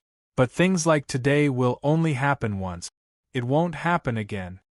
Zhou Yunsong's face, which had calmed down again, suddenly twitched slightly. He turned and left the clean room where Yang Qing was. Xianmen Tianzong, who made cultivators below the primordial spirit realm tremble with fear and dread, staggered slightly when he walked. On the Xiantian treasure tree, Lin Feng sat upright with a faint smile on his face. He looked down at the trunk under him and couldn't help but scold with a smile, "Little girl, you even made up stories about me." Zhou Yunsong's situation was special. His cultivation needed to be carefully planned. It was arranged by Lin Feng and Yang Qing together. After getting on the right track, Lin Feng wouldn't continue to ask questions. But at the beginning, he also wanted to observe and make sure there were no problems. As a result, he naturally saw the scene of Zhou Yunsong fuming with anger at Lu Yilin. He also heard many of Lu Yilin's questions. Lin Feng shook his head and didn't say anything more. His original intention was to find a disciple for Zhou Yunsong, but it turned out to be such a disciple. Lin Feng was also a little surprised. Therefore, Lin Feng simply adjusted the plan. The master and disciple would temper each other's temperament.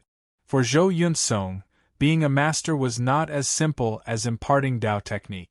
On the contrary, his gains were not just Dao technique. Whether it was the world or the internal members of Xianmen Tianzong, their understanding of Zhou Yunsong was actually relatively one-sided. Lin Feng and his master, Yang Qing, knew more. In essence, Zhou Yunsong was not a cold, heartless, crazy, and bloodthirsty person. His current personality and fighting style were to a considerable extent influenced by the special burning sun physique. At the same time, Zhou Yunsong's personality was cold and fierce. He could endure hardships and was indomitable, but he could not bear to be wronged. Moreover, he was very easily provoked by others. Once he was angry, it was very difficult to calm down and suppress. However, the way he expressed his anger was never through shouting, but through bone-chilling coldness. However, Zhou Yunsong himself was not without problems. Although he was cold on the outside but warm on the inside, he was very concerned about the people close to him, and he also had a very high sense of honor and belonging to his master, Xianmen Tianzong. But in essence, he was not a person who easily opened his heart to others.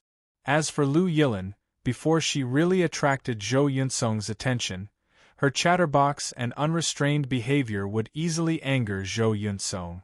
and her muddle-headed personality would cause her to anger Zhou Yunsong without knowing it. There was a saying called being spoiled and arrogant. First, one had to be spoiled to rely on, then he could be said to be arrogant. If Yang Qing did not inform them in advance, Lu Yilin was likely to be thrown out of the Nirvana cave by Zhou Yunsong in less than a few days. Lin Feng and Yang Qing also had no intention of specifically suppressing Zhou Yunsong and asking Zhou Yunsong to endure things that he could not bear. They also had no intention of forcefully changing Zhou Yunsong's character. But at least, Zhou Yunsong had to adjust the negative factors in his character to a controllable range. Otherwise, when he tried to break through to the primordial soul realm in the future, he would face great obstacles, and might even have no hope in his life. This was not an alarmist talk. As for Lu Yilin, she also had to accept Zhou Yunsong's polishing. It was just that it was not controllable, but he had to try his best to avoid further loss of control. Similarly, there was no need to forcibly correct it, but he needed to adjust it. The scale of this would depend on Zhou Yunsong himself, and Yang Qing would guide him from the side. Lin Feng believed that the master and disciple could do it well.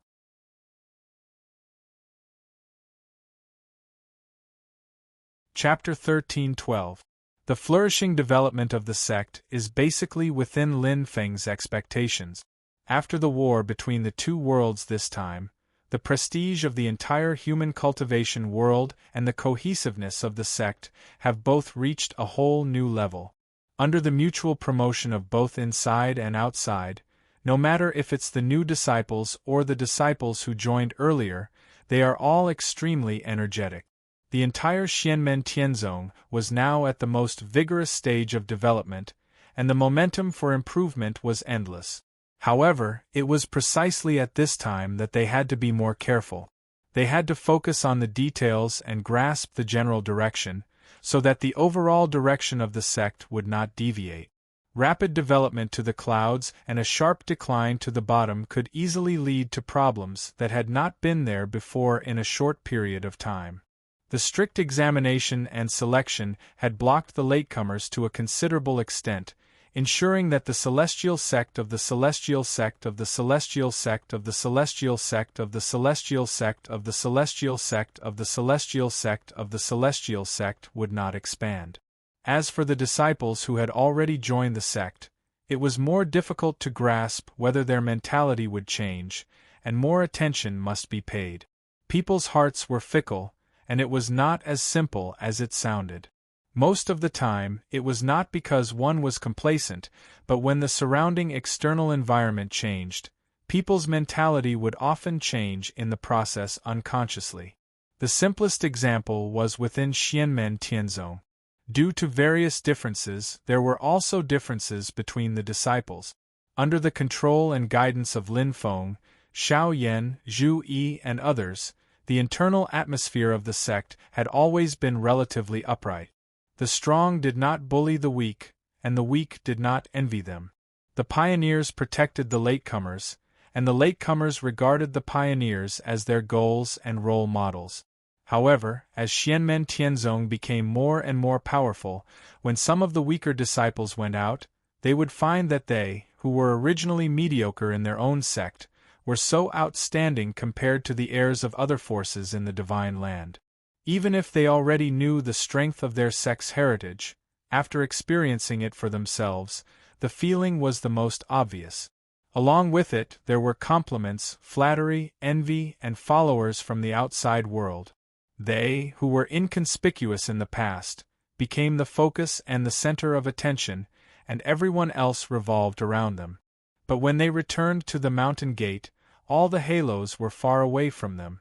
The contrast would make some people work harder, but it might also make some people feel at a loss and yearn for a life outside, instead of cultivating in the sect.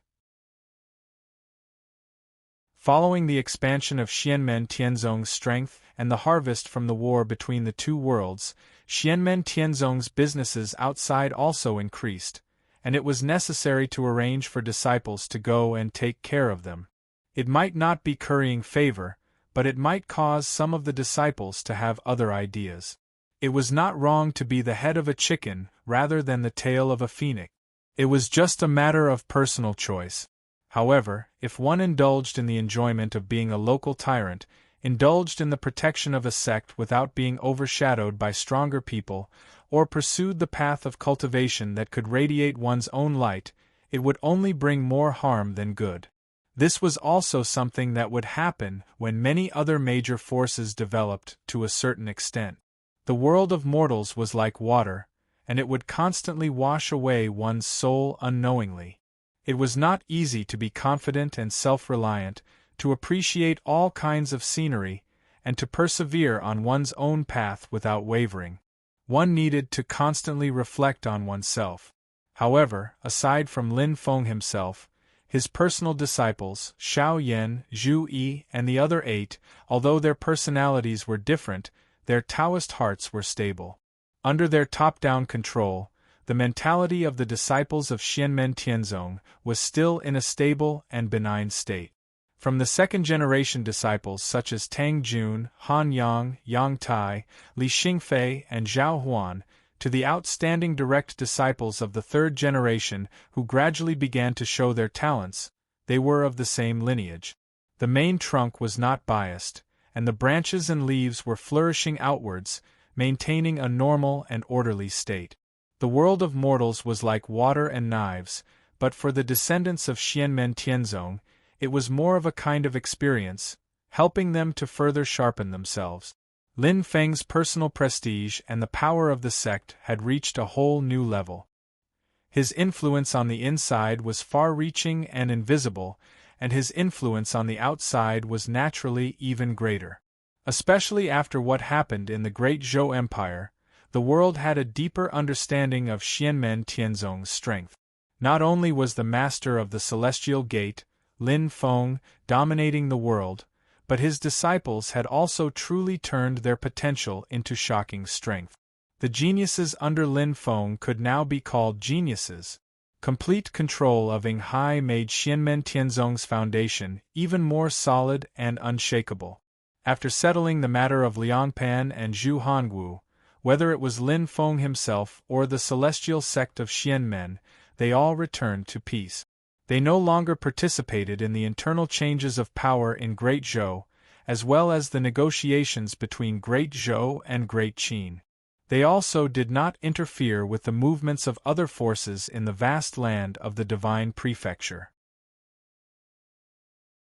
The Great Zhou Empire, which had obtained large amounts of resources and the Dragon Crouching Tablet, could straighten their backs when facing the pressure of Great Qin.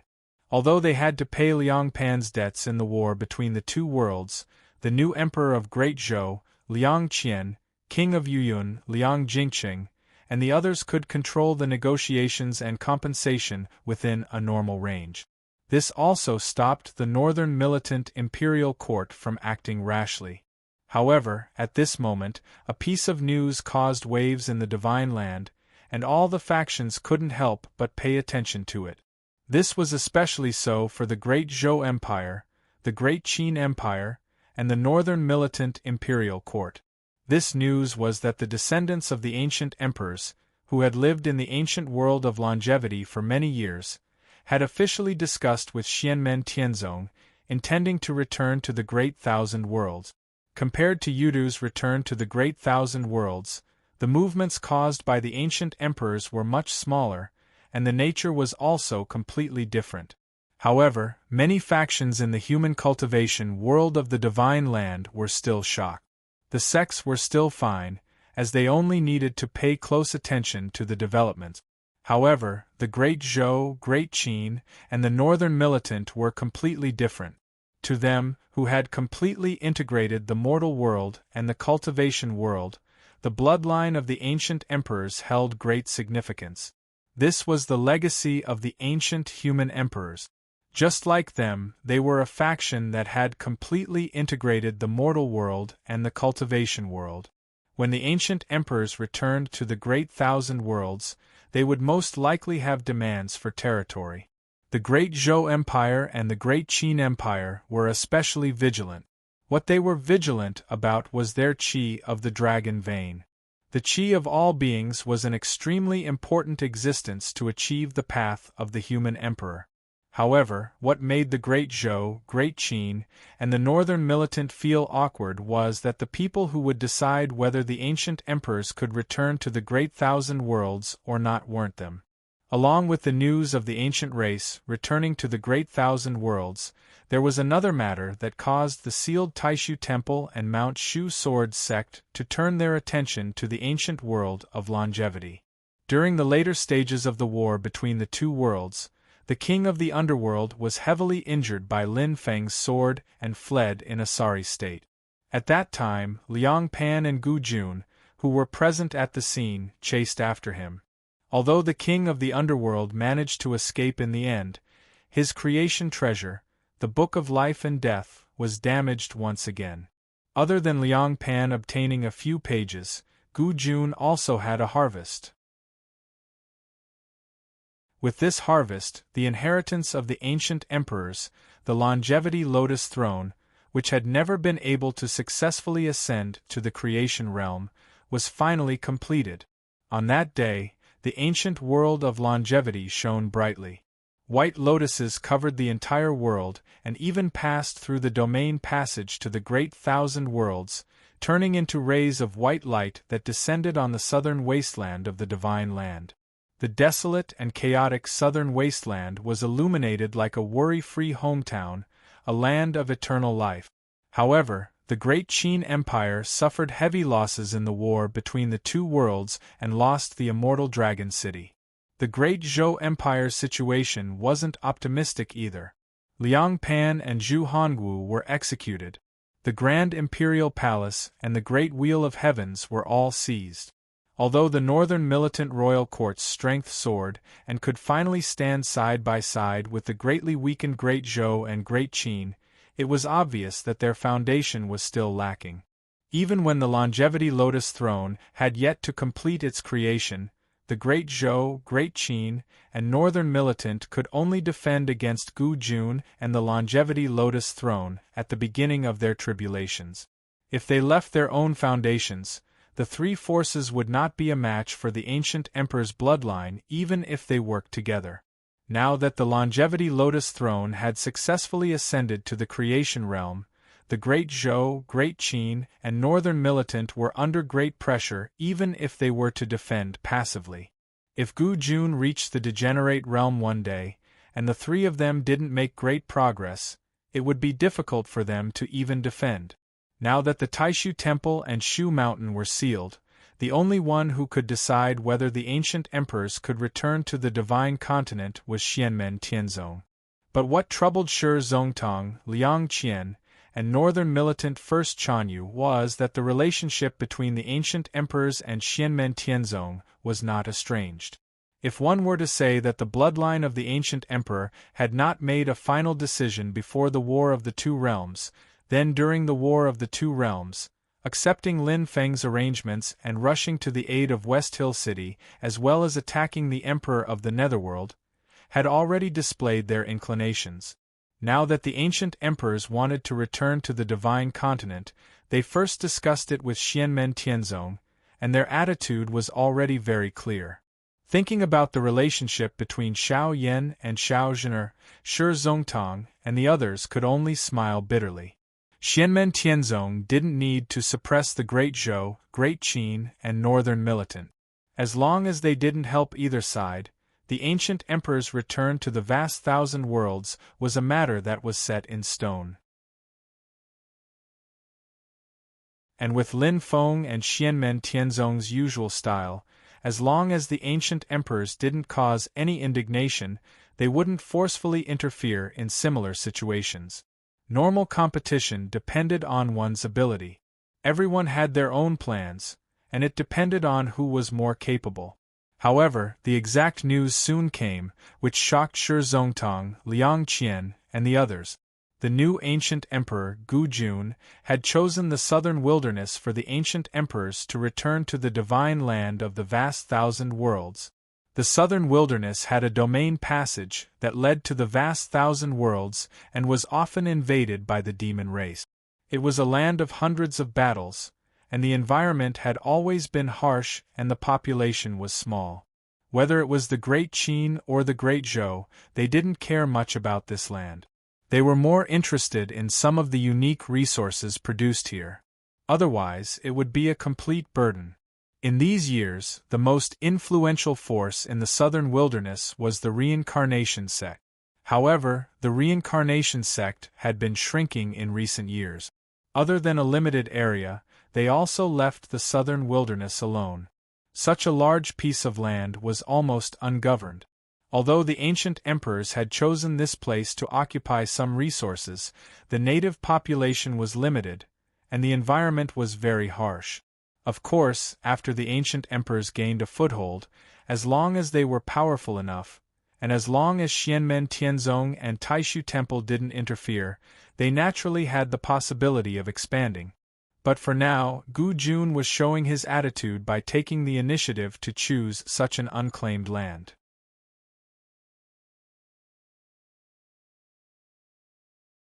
Chapter 13:13.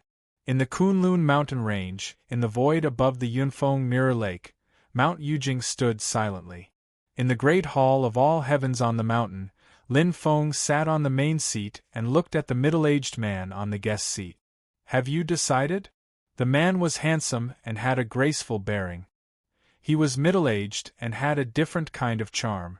However, his aura was very ordinary, like a mortal. It was somewhat similar to Lin Feng's current state. His entire body seemed to have merged with the void. However, Lin Feng could naturally see that this middle-aged man was at the beginning of the tribulation stage.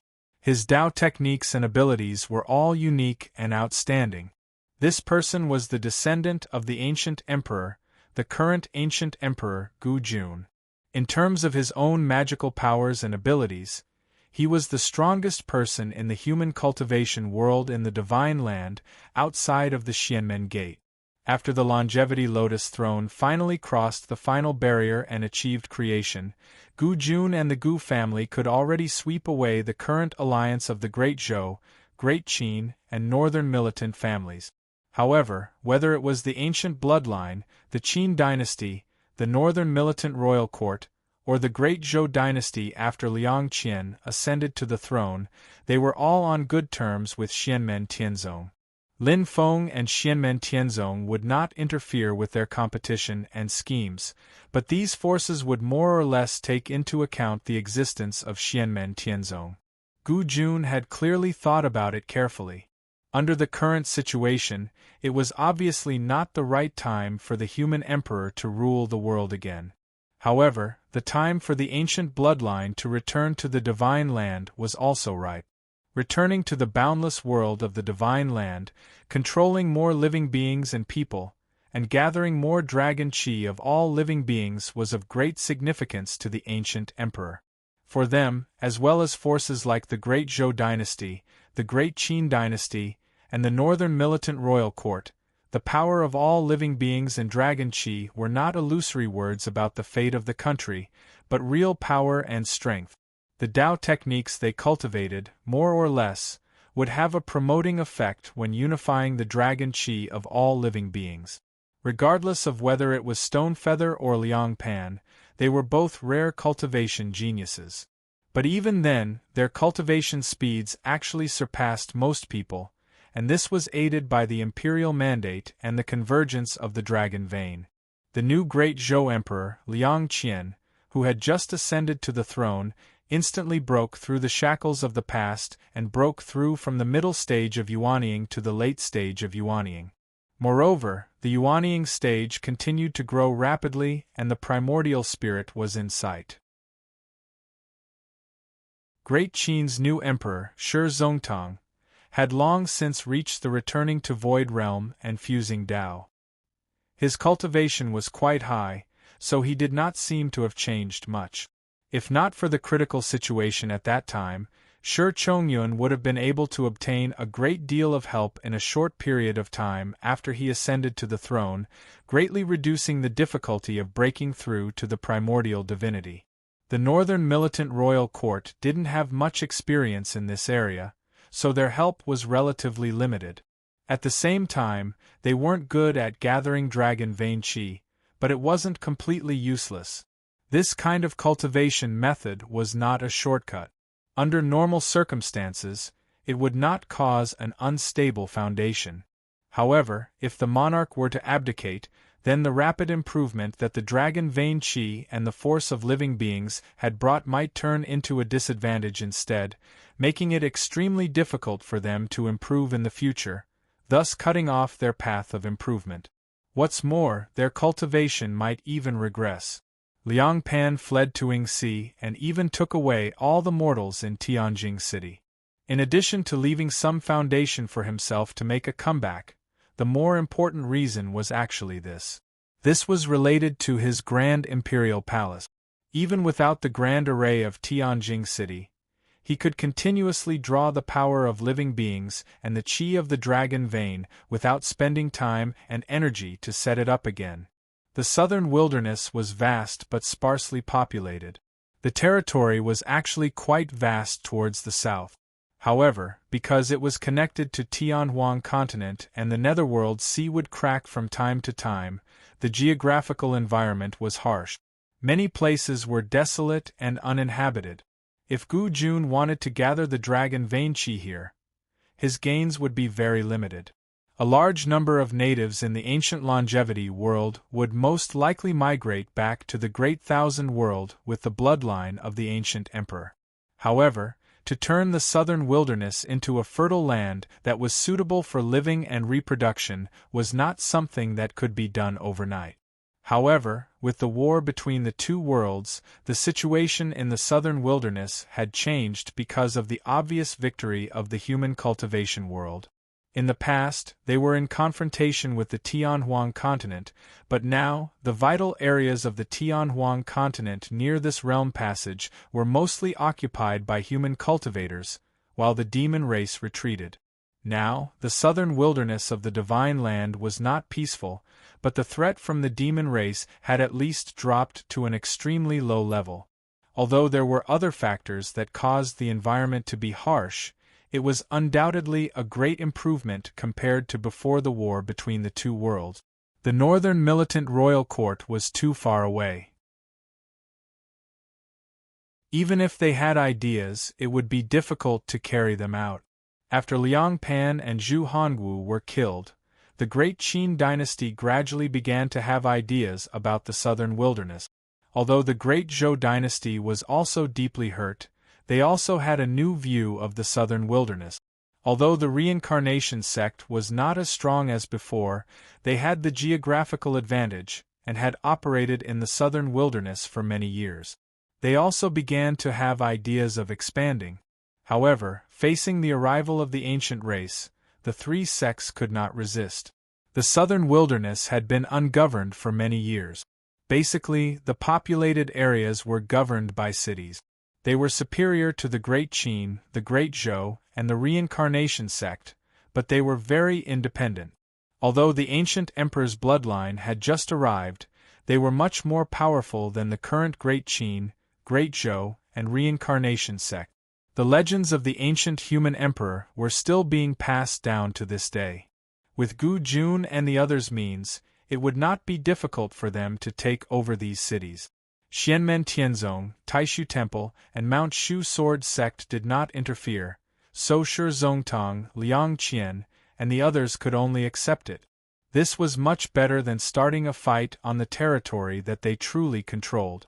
Although they could not rule out the possibility of the ancient emperor slowly taking over, and although it was the best time to resist them before they had a stable footing, they were helpless in the current situation. Shi Zongtang, Liang Qian, and the others could only accept it. However, according to what Lin Feng knew, Shi Zongtang and the Great Qin dynasty were more and more eager to find the lost immortal dragon city. Gu Jun sat in front of Lin Feng and said with a smile, "On the day of the new city's completion, I will invite my fellow Taoists to attend the ceremony. I hope that the master of the Celestial Gate can come." Lin Feng also smiled. "If there are no accidents, I will be there. Your clan has been hiding in the medium world for many years. Now that the bitterness is over, the sweetness is coming. This is something worth celebrating. Gu Jun stood up and said, "In that case, I will take my leave first. Sorry for the trouble." After clarifying the attitude of the celestial sect of wonders, the ancient emperor's next move could be carried out freely. Taishu Temple and Mount Shu were sealed. Although the ancient race's return to the Divine Land had a great impact, they would not interfere. After Gu Jun and his entourage left, Lin Feng was still sitting in the Great Hall of All Heavens. With a thought, he used his dermic projection to transform into a body of light and descended into the returning sky gold pavilion. His eldest disciple, Xiao Yan, was currently busy in the sky gold pavilion and could not be distracted. Even if Gu Jun came to visit, he could not spare the time to see him. However, Xiao Yan was not refining pills at this moment, but refining a magic treasure. This magic treasure had already taken shape. It was a black pill furnace with 3 legs. It was huge and floated in the air. Golden flames that flashed with red and blue light were currently circling above the pill furnace. Under the guidance of Xiao Yan's dermic projection, the pill furnace was refined. This unique flame was one of the 7 great true fires in the world, the Nanmingli fire. In addition to its great power, it was greatly beneficial for refining pills, medicines, and magic treasures. With the help of this fire, among Lin Feng's personal disciples, Xiao Yan was not only the best at refining pills, but he was also better than Zhu Yi and Wang Lin. He was also the best at refining weapons. However, the gap was not as large as in refining pills. Xiao Yan was also more interested in refining pills and had more experience. Right now, he was refining this cauldron because he wanted to refine a cauldron magic treasure that could be used to refine pills. A good pill furnace would yield twice the result with half the effort. On the other hand, for someone like Xiao Yan who was an expert in refining pills and refining weapons, once he succeeded in refining a pill furnace magic treasure with his own understanding of pill refining, it would definitely be extraordinary. In particular, the various raw materials that he used for the refining were all extremely rare and precious materials. The software and hardware conditions were all top-notch. If he still could not refine something good, it could only be said that God was messing with him. After the end of the war between the 2 worlds, Xiao Yan's mind had always been placed on this newly forged magic treasure. With his divine abilities and magic power, this originally wasn't a difficult thing, but this time Xiao Yan strived for perfection. He had to pursue the most perfect result, constantly analyzing and adjusting, making sufficient preparations in the early stages. Therefore, it was not until recently, when the problem between Tang Jun and the Lei family came to an end, that Xiao Yan finally came to the Celestial Gold Pavilion and began to refine this treasure. The special effect of the Celestial Gold Pavilion could also play a significant role in the refining of this pill furnace magic treasure. In addition to Xiao Yan, second-generation true disciples like Yan Wuwei and Lu Xiaofeng, as well as third-generation true disciples with special expertise like Duan Muhong, were also assisting at the side. After Lin Feng arrived, he did not say much. He only watched from the side as Xiao Yan refined the treasure. Unless there was a sudden turn of events and damage, Lin Feng would not intervene. This was Xiao Yan's magic treasure. As time passed, the flames formed by Xiao Yan's dermic projection flowed into the black pill furnace above his head. However, it was not limited to the Nanmingli fire. In addition to the excessively violent netherworld evil flame, the mysterious heaven tribulation flame that could devour heaven and earth, and the strange and unpredictable red lotus karmic fire, the milky white pure yang true fire, the pure golden true sun fire, and the green Xitigarbha true fire were all continuously added to the pill furnace. The light around the black pill furnace became brighter and brighter, and the treasure light of various colors flickered endlessly. In the treasure light, there were constantly golden crows that looked like suns, phoenixes that carried the 5 virtues, and the scenery of mountains and rivers that were thousands of miles long. The red and blue golden light shone like clouds and clouds, setting off all of this. Gradually, all of this was absorbed into the black pill furnace. Seeing that it was the last moment, Xiao Yan's eyes lit up. Suddenly, he pointed with his finger, and a violent bluish-purple demon fire landed on the pill furnace. After being stimulated by the netherworld evil flame, the black pill furnace suddenly shook and stopped in midair. A thought wave came from the pill furnace like the birth of a new life. A completely independent and intelligent thought was born at this moment. Xiao Yan stood up and laughed. "My name is Emperor Yan. You shall be called Emperor Yan Furnace. Follow me to refine heaven and earth in the heaven and earth furnace." The black pill furnace suddenly shook again, turned into a black light, and landed on top of Xiao Yan's head. Xiao Yan turned to look at Lin Feng and said with a smile, "Master, during the process of refining the pill furnace, I have a new idea about the pill recipe. This time, I should be at least 80% confident."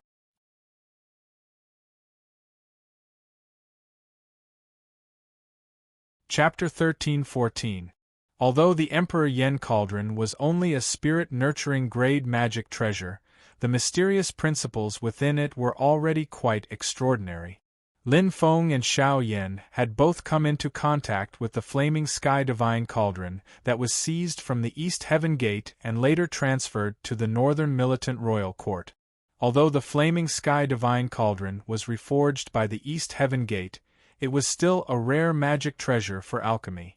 Not only did the Northern Militant Royal Court regard it as a treasure, any force in the Divine Land would also value it greatly.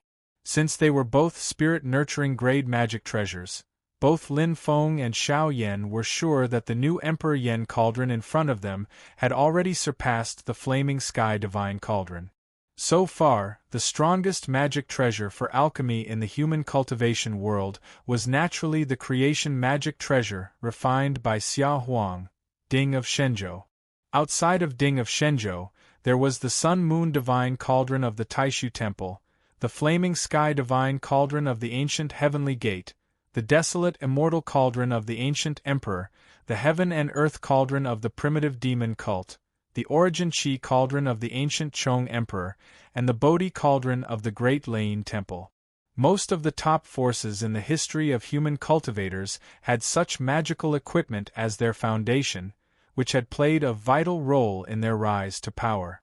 Xianmen Tianzong was now so prosperous. In addition to its rising status in the outside world, one of the important internal factors was the success of Ding of Shenzhou. Under the continuous operation of the number one pill refining magic treasure in the history of the human clan, as long as the Celestial Sect of Wonders had sufficient resources and materials, the various spirit pills and miraculous medicines produced in just one day would be an unimaginable number to the outside world. Now that Xianmen Tianzong had obtained 4-star sea gates and gained control of the Divine Land, Xianmen Tianzong became the number one holy land in the world, and obtained great results in the war between the two realms. All of these made Xianmen Tianzong not lack resources. With the cooperation of Ding of Shenzhou, the overall strength of the sect suddenly had signs of further explosive growth. It wouldn't take too long to see the result. What the Celestial Sect of Wonders lacked the most was time. And all of this, he was making up for the lack of foundation of the Celestial Sect of Wonders at a speed that left one dumbfounded. Xiao Yan was supposed to be the happiest person to receive Ding of Shenzhou. However, due to some special reasons, the relationship between Xiao Yan and Ding of Shenzhou was not very good.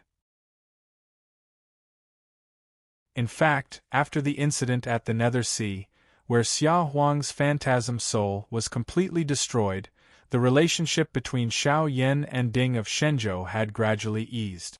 Xianmen Tianzong, the de facto number one alchemist, and the number one alchemist magical equipment in the history of the human cultivation world gradually formed a tacit understanding with each other.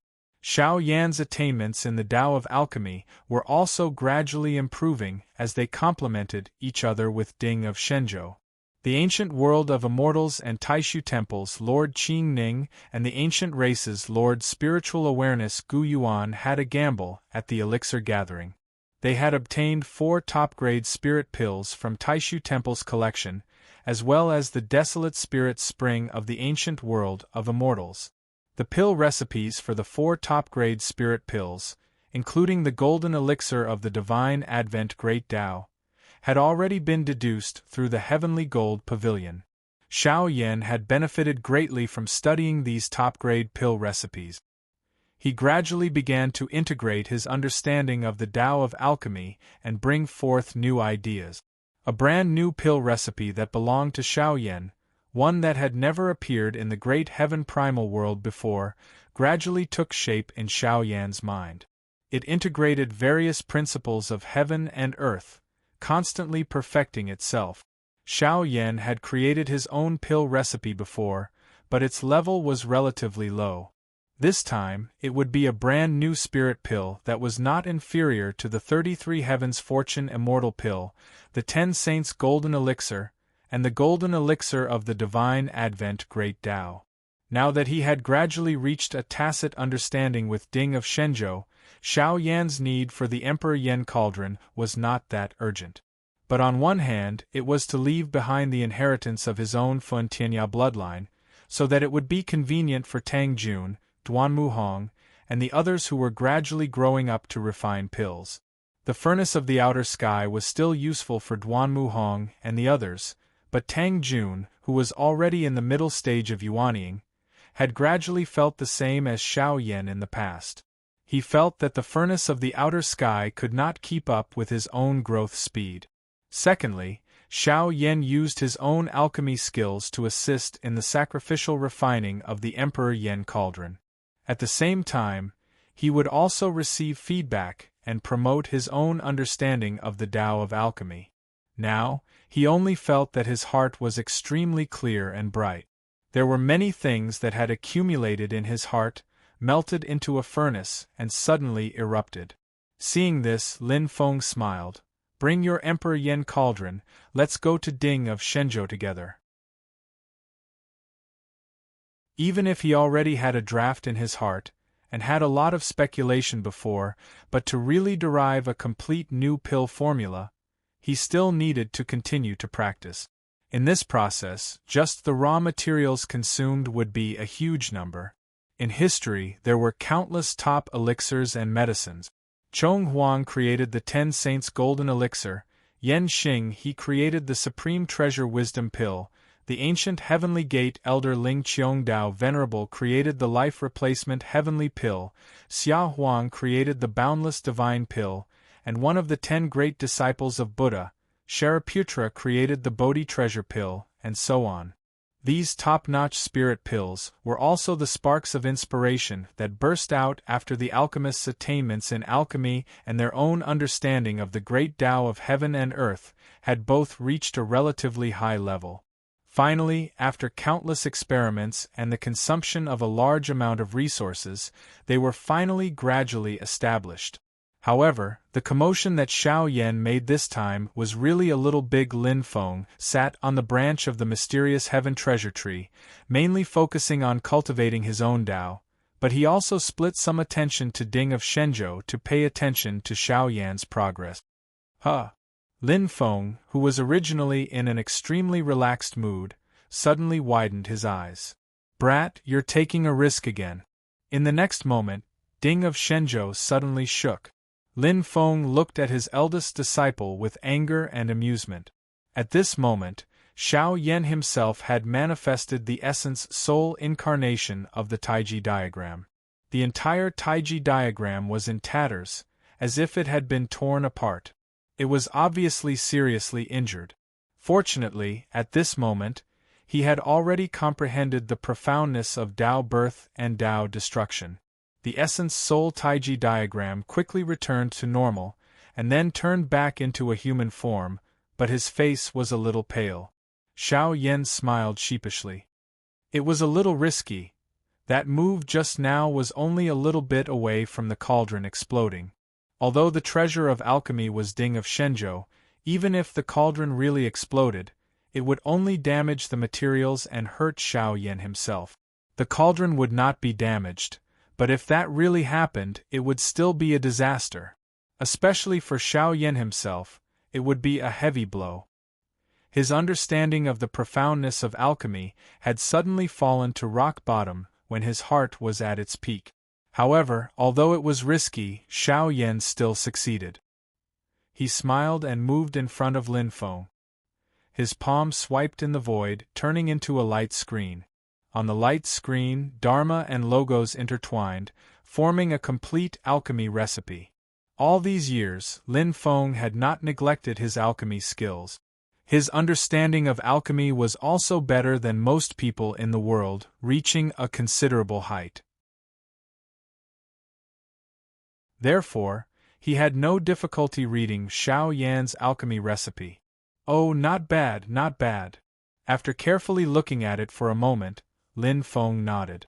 At this moment, Xiao Yan hurriedly handed over a small gourd. Lin Feng pulled out the stopper of the gourd, and golden smoke emerged from it. After feeling some of the medicinal power and concept contained in the golden smoke, the corners of Lin Feng's mouth curled up slightly. Then, he looked at Xiao Yan. "Which furnace is this?" Xiao Yan chuckled. "The sixth furnace." Lin Feng said, "Master originally estimated that you would need more than 10 furnaces to finally achieve the final perfect effect and complete success." Xiao Yan patted Ding of Shenzhou. "Some of the materials are still quite valuable. It may not be difficult for our sect to collect them, but it will take a long time. Disciple wants to save as much as possible, so that we can quickly refine a few furnaces of good pills." He chuckled. "It seems risky, but I am about 70% confident. Anyway, even if the furnace explodes, at least Ding of Shenzhou will be fine, and the loss will not be too great." Lin Feng looked at him with a faint smile. "If the furnace really explodes, Master can protect you and Ding of Shenzhou. At most, we will lose some medicinal materials, but the blow to your own state of mind will not be able to make up for it. That's why I didn't protect you just now. I want you to remember that you have to feel pain before you pay attention next time." When Xiao Yan heard this, he smiled rather mischievously. "Didn't I succeed?" Lin Feng pointed at him with his finger. Now, not only is Lin Feng's power and influence becoming stronger and stronger, Xiao Yan has also already become a giant of a region, a prodigy-like figure. Outsiders already rarely see this appearance, only in front of Lin Feng will it frequently appear. The longevity city built by the ancient emperor in the southern wilderness is about to be officially completed. Everyone is invited to attend the ceremony. "Come with Master." As Lin Feng said this, he handed the gourd in his hand to Xiao Yan. Light flickered around him, and the divine god of war clone appeared. His main body would not leave the mountain for the southern wilderness, so the divine god of war clone would go with Xiao Yan. Xiao Yan took the gourd and nodded. He then selected some of his juniors to go with him. The group immediately set off for the southern wilderness. It was not Xiao Yan's first time coming to the southern wilderness of the Divine Land, but this time, he could feel the difference even from afar. Even though the flow of qi was still chaotic and desolate, there was already a clear path to follow, and the qi was slowly converging towards a single point. Lin Feng's divine god of war clone and Xiao Yan were startled. They raised their heads and saw the space in front of them split open. A girl in a blue dress walked out from it like a blooming blue lotus. It was Xiao Zhen'er. Xiao Zhen'er saw Xiao Yan and smiled. However, she did not greet Xiao Yan first, but bowed to Lin Feng first and said, "Senior Lin, your presence brings light to our longevity city." Lin Feng smiled and said, "Miss Zhen'er, you're being too polite." Finishing, he didn't say anything else and quietly looked at this pair of children. Xiao Yan went up and stood together with Xiao Zhen'er. Both of their eyes were filled with joy. Xiao Yan's disciples also came up to greet Xiao Zhen'er. Junior greets Tao Lord Qin Yi. Under Xiao Zhen'er's guidance, the group continued forward. Soon, a majestic white city appeared in everyone's sight, dazzling in the southern wilderness. You're tuning into the Phoenix Nights YouTube channel. Don't forget to subscribe and join us on this journey to catch the most captivating stories.